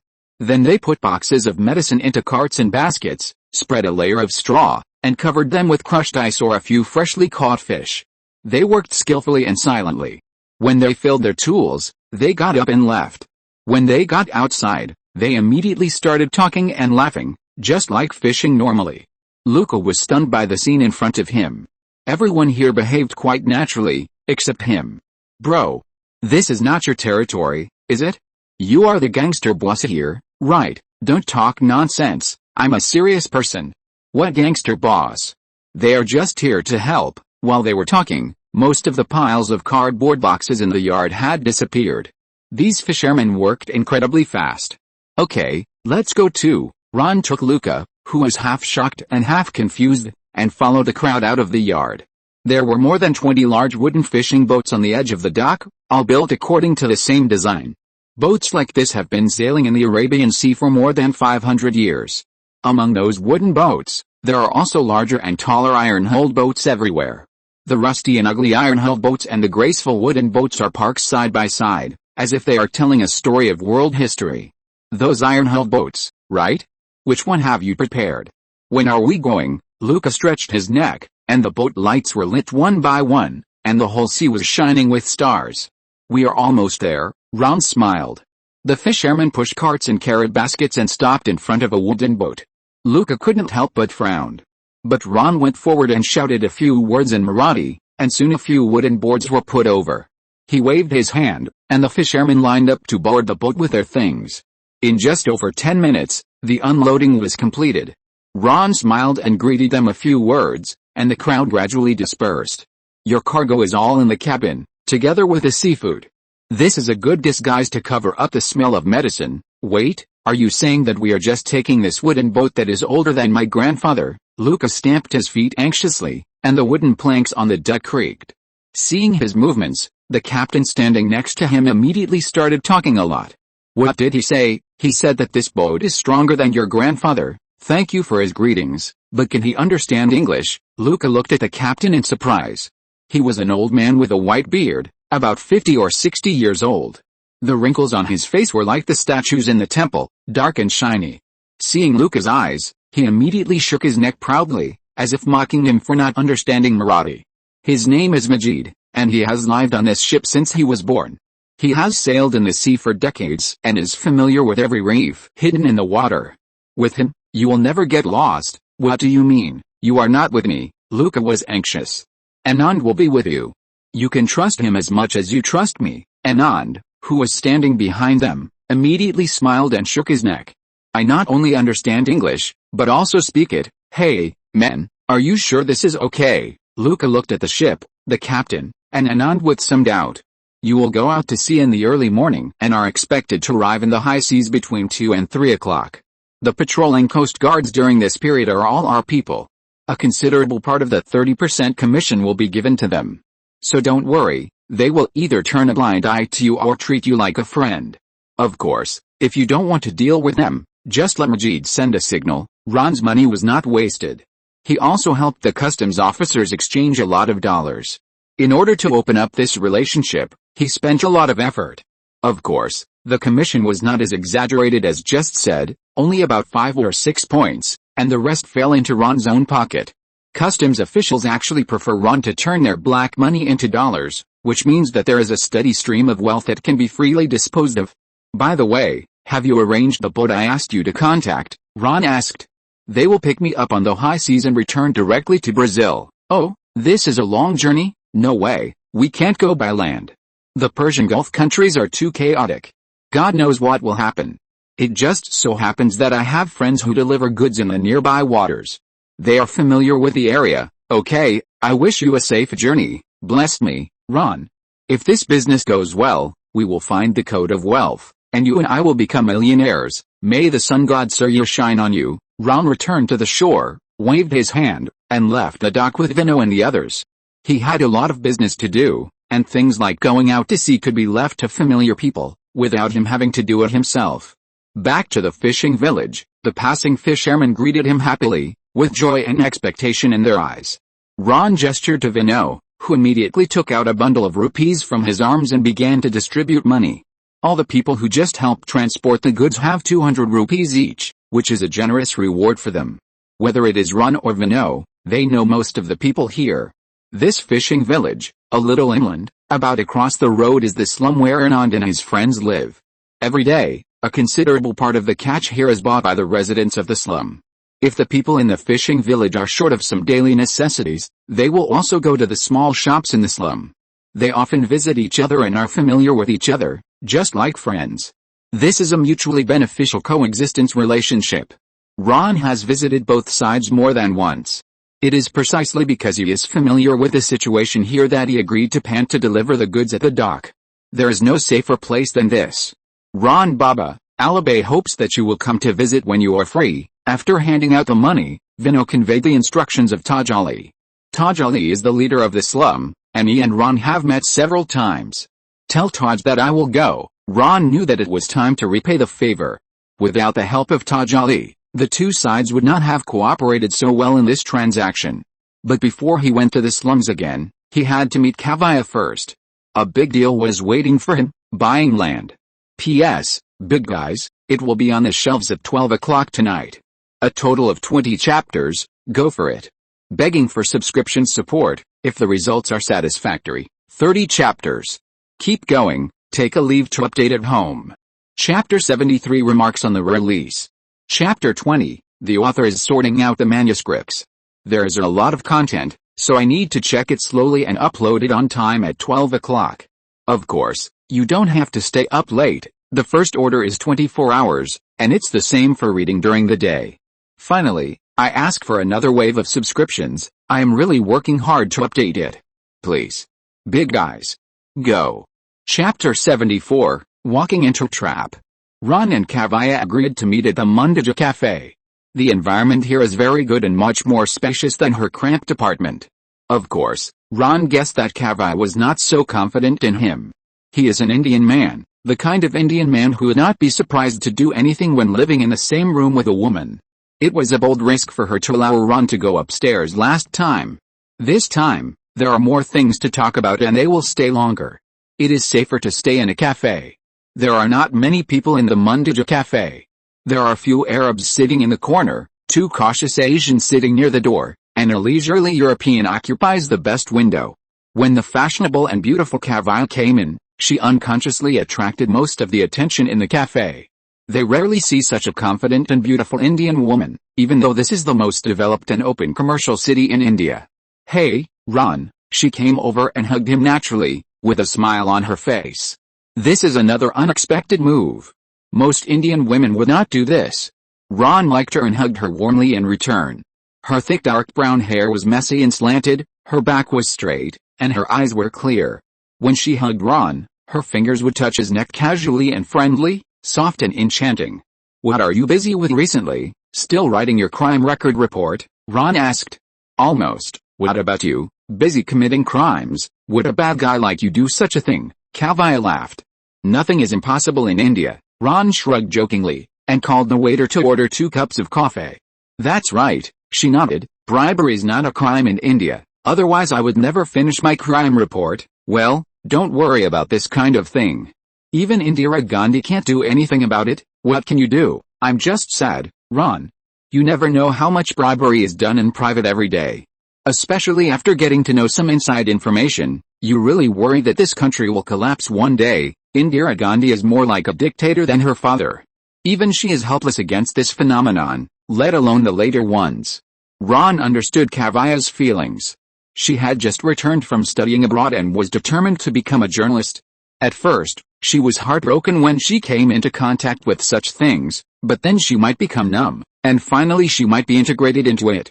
Because bribery has become a part of Indian culture, no one can be immune. Don't worry, India will not collapse. Although at the beginning of independence, it was a country composed of countless small rebel groups. But there is something that holds them together, perhaps caste, or perhaps culture, friendship, or something else. In short, it is not that fragile. Oh, brother, this sentence is really wonderful. I have to write it down. Kavya took out her notebook and started writing. Is this an interview? You are lucky. This reporter's first interview is given to you, Yar. The two looked at each other and laughed. Honestly, brother, you don't look like an Indian at all. I've been abroad for a long time, you know, but you look more like someone who just returned home than I do. What can I say? Am I gifted? Or am I too well read and better educated by my parents? You're right, you're the first person I've met who doesn't care about caste but comes from a Hindu family. I'm very curious. I just respect everyone who works hard to make a living, and I myself am more or less enjoying the convenience brought by the high caste. That's what I like about you, brother. Kavya believes that the reason why Ron is liked by Dijan, Viraj, Hila, and Mary is because he knows how to respect and is true. It's nice to hear you say that, but let's talk about today's meeting. I've been waiting for your call these days. You're such an unromantic bastard. Kavya grinned. It's all here, take a look for yourself. She sorted out a lot of information, some of which were tofu cubes cut from newspapers, some were handwritten notes, and some were even photocopied inside information. Ron gave her a begging smile, then lowered his head to read these things. The content was very detailed, tracing back to the background of the establishment of Sharma Textile Factory. When India just gained independence, the first manufacturing industry to develop in the country was textile factories. The government solved the problem of food for hundreds of millions of people, and the problem of clothing was handed over to businessmen. Clothing does not require much technology, and the market is huge, so it attracted a large number of people to join the clothing industry. In just over a decade, not only were there a large number of garment factories, but the upstream textile factories also began to increase sharply. By the 1970s and 1980s, there were more than 200 textile factories in Mumbai alone. Sharma's factory was probably born in that tide. After a few years of dividends, his factory developed rapidly, and the workshop has expanded almost every year. But the good times did not last long. With social changes, industrial adjustments to Mumbai, and increasingly fierce competition, the textile factory fell into a weak period after entering the 1980s. But the real fatal blow to Mumbai's textile industry was the big strike in 1982. The workers were dissatisfied with the meager wages, dirty working environment, and bonuses that could be cancelled at any time. They decided to unite the union to launch a protest. They found the famous Samant, who had successfully organized a strike by workers in the automobile industry, which led to a significant increase in wages. That time, they contacted nearly 250,000 workers in 65 textile factories in Mumbai to launch a strike, hoping to increase bonuses and wages. However, unlike the automobile industry, Mumbai's textile factories at that time were already sunset industries, and high-caste business owners were naturally unwilling to succumb to the demands of low-caste workers. Therefore, even though the strike had caused serious economic losses to the economy and the industry, the factory owners and Samant did not give in to each other. In the end, the strike did not achieve any results for the workers and ended in failure. Most of the workers fell into poverty, and more than 150,000 workers lost their jobs. The textile factories were even worse. In just 1 year, more than 50 textile factories in Mumbai were permanently closed, and the owners of textile factories that did not go bankrupt also began to move their factories out of Mumbai. In the following 10 years, the situation has continued to deteriorate. The Sharma textile factory, which was among the best at that time, finally collapsed this year. Ron didn't need to guess that he was in debt. There is no such thing as a legal person in Indian factories now. You can't just go away easily by saying bankruptcy. The bank will come to you to collect the debt, and the workers will also block you to ask for the unpaid wages. According to Kavaya's information, Sharma owed the bank at least 20 million rupees. There are also hundreds of workers' half-year wages, which is not a small amount. This guy knows that he is in big trouble, with banks in front and gangs behind, so now he simply disappears. But he is still hiding in Mumbai, and he will not leave here until the textile factory is completely drained. To Ron's surprise, from the information provided by Kavaya, Sharma is in South Mumbai, even very close to them. Ron, you didn't expect it, this guy came to our newspaper. He wants to advertise in the newspaper and then sell the land. At this point, Kavaya couldn't help laughing. Then Ron also started laughing. Man, you're making both of us look stupid by doing this. Chapter 75. You're really good at judging people. You know what? He came here secretly. He wanted to place an advertisement but didn't dare to leave his contact address. Did you agree to it? As long as we pay, everything will be fine. The newspaper is not the police, and it won't care about the bank's trivial matters. Look, this is India. Ron couldn't help laughing again. Kavaya, you are not sad at all now. I received him, and the advertising contract was temporarily put on hold by me. Listen, Kavaya, you can ask me to do anything now. If I don't say this, I will even feel ashamed. Don't come on, she laughed and scolded. I didn't expect this guy to be near Kalaba, less than 3 kilometers away from us. He lives in a private hotel. I'm not sure how long he will stay, but he should be there for 2 days. Very good, I think I should talk to him. Ron wanted to leave immediately. Wait, Ron, did you see the other information I gave you? You mean the gangster? Yes, inside information. They are going to build a super palace there. Palace? Ron was surprised by the word. Yes, the kind of place that provides high-end call girls, especially foreign call girls. You know, that damn place is not far from the airport, and many big shots often pass by there. It seems that I have competitors. I'm not kidding you. Those people are looking for places everywhere in Mumbai. It is said that they have selected 4 or 5 alternative places, so Sharma's textile factory is one of them. That's right, that group of people are aggressive, and I heard that they are not easy to deal with. Kavaya gave him advice. To be honest, I am very confused. Shouldn't a place like the palace be built in a downtown area?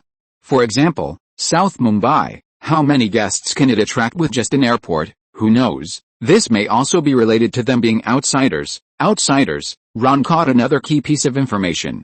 Some people say they are from Delhi, and some say they first developed from Brazil. It's really complicated, but since they are outsiders, I am not so worried. There are at least dozens of gangs of all sizes in the city of Mumbai. If Ron avoids them in everything he does, his travel company will not be able to open at all. Ron, I support you trying new business, but I have to say that you are more suitable for dealing with foreigners. You are like a gentleman, not an Indian man who is controlled by his lower body. Thank you, I will remember your words. Kavaya stood up and kissed him on the face, then straightened her body and strode out of the cafe. Tisk, what an irresistible woman, an Indian woman. Brother, I heard that you are good at dealing with foreigners. Just as Ron was about to stand up, an abrupt voice sounded at the side.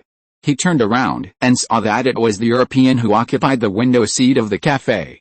You are really good at judging people. Ron asked the waiter to take away Kavaya's unfinished coffee and make room for him. I didn't mean to eavesdrop on your conversation, but it's hard not to notice that beautiful lady. He has a long and thin face, but it is very clean. The short golden hair and white teeth make people feel good, and his face is always full of smiles. German. Ron automatically switched languages. Oh, you speak German. He held out his hand with some surprise. Leon Miller, Ron Soul. The two shook hands. That lady is right, you are really good at dealing with foreigners. I have been in Mumbai for 3 days. And you are the first Indian I met who can speak German. It happens that I have been learning German and Spanish recently. So you work in the language field? No, I am in the tourism industry. You know, I need to deal with different foreigners every day. It seems that I have found the right person. As you can see, I need a guide who can speak German. Leon became more and more interested. Welcome to Mumbai, but I can't do it these 2 days. I have something very important.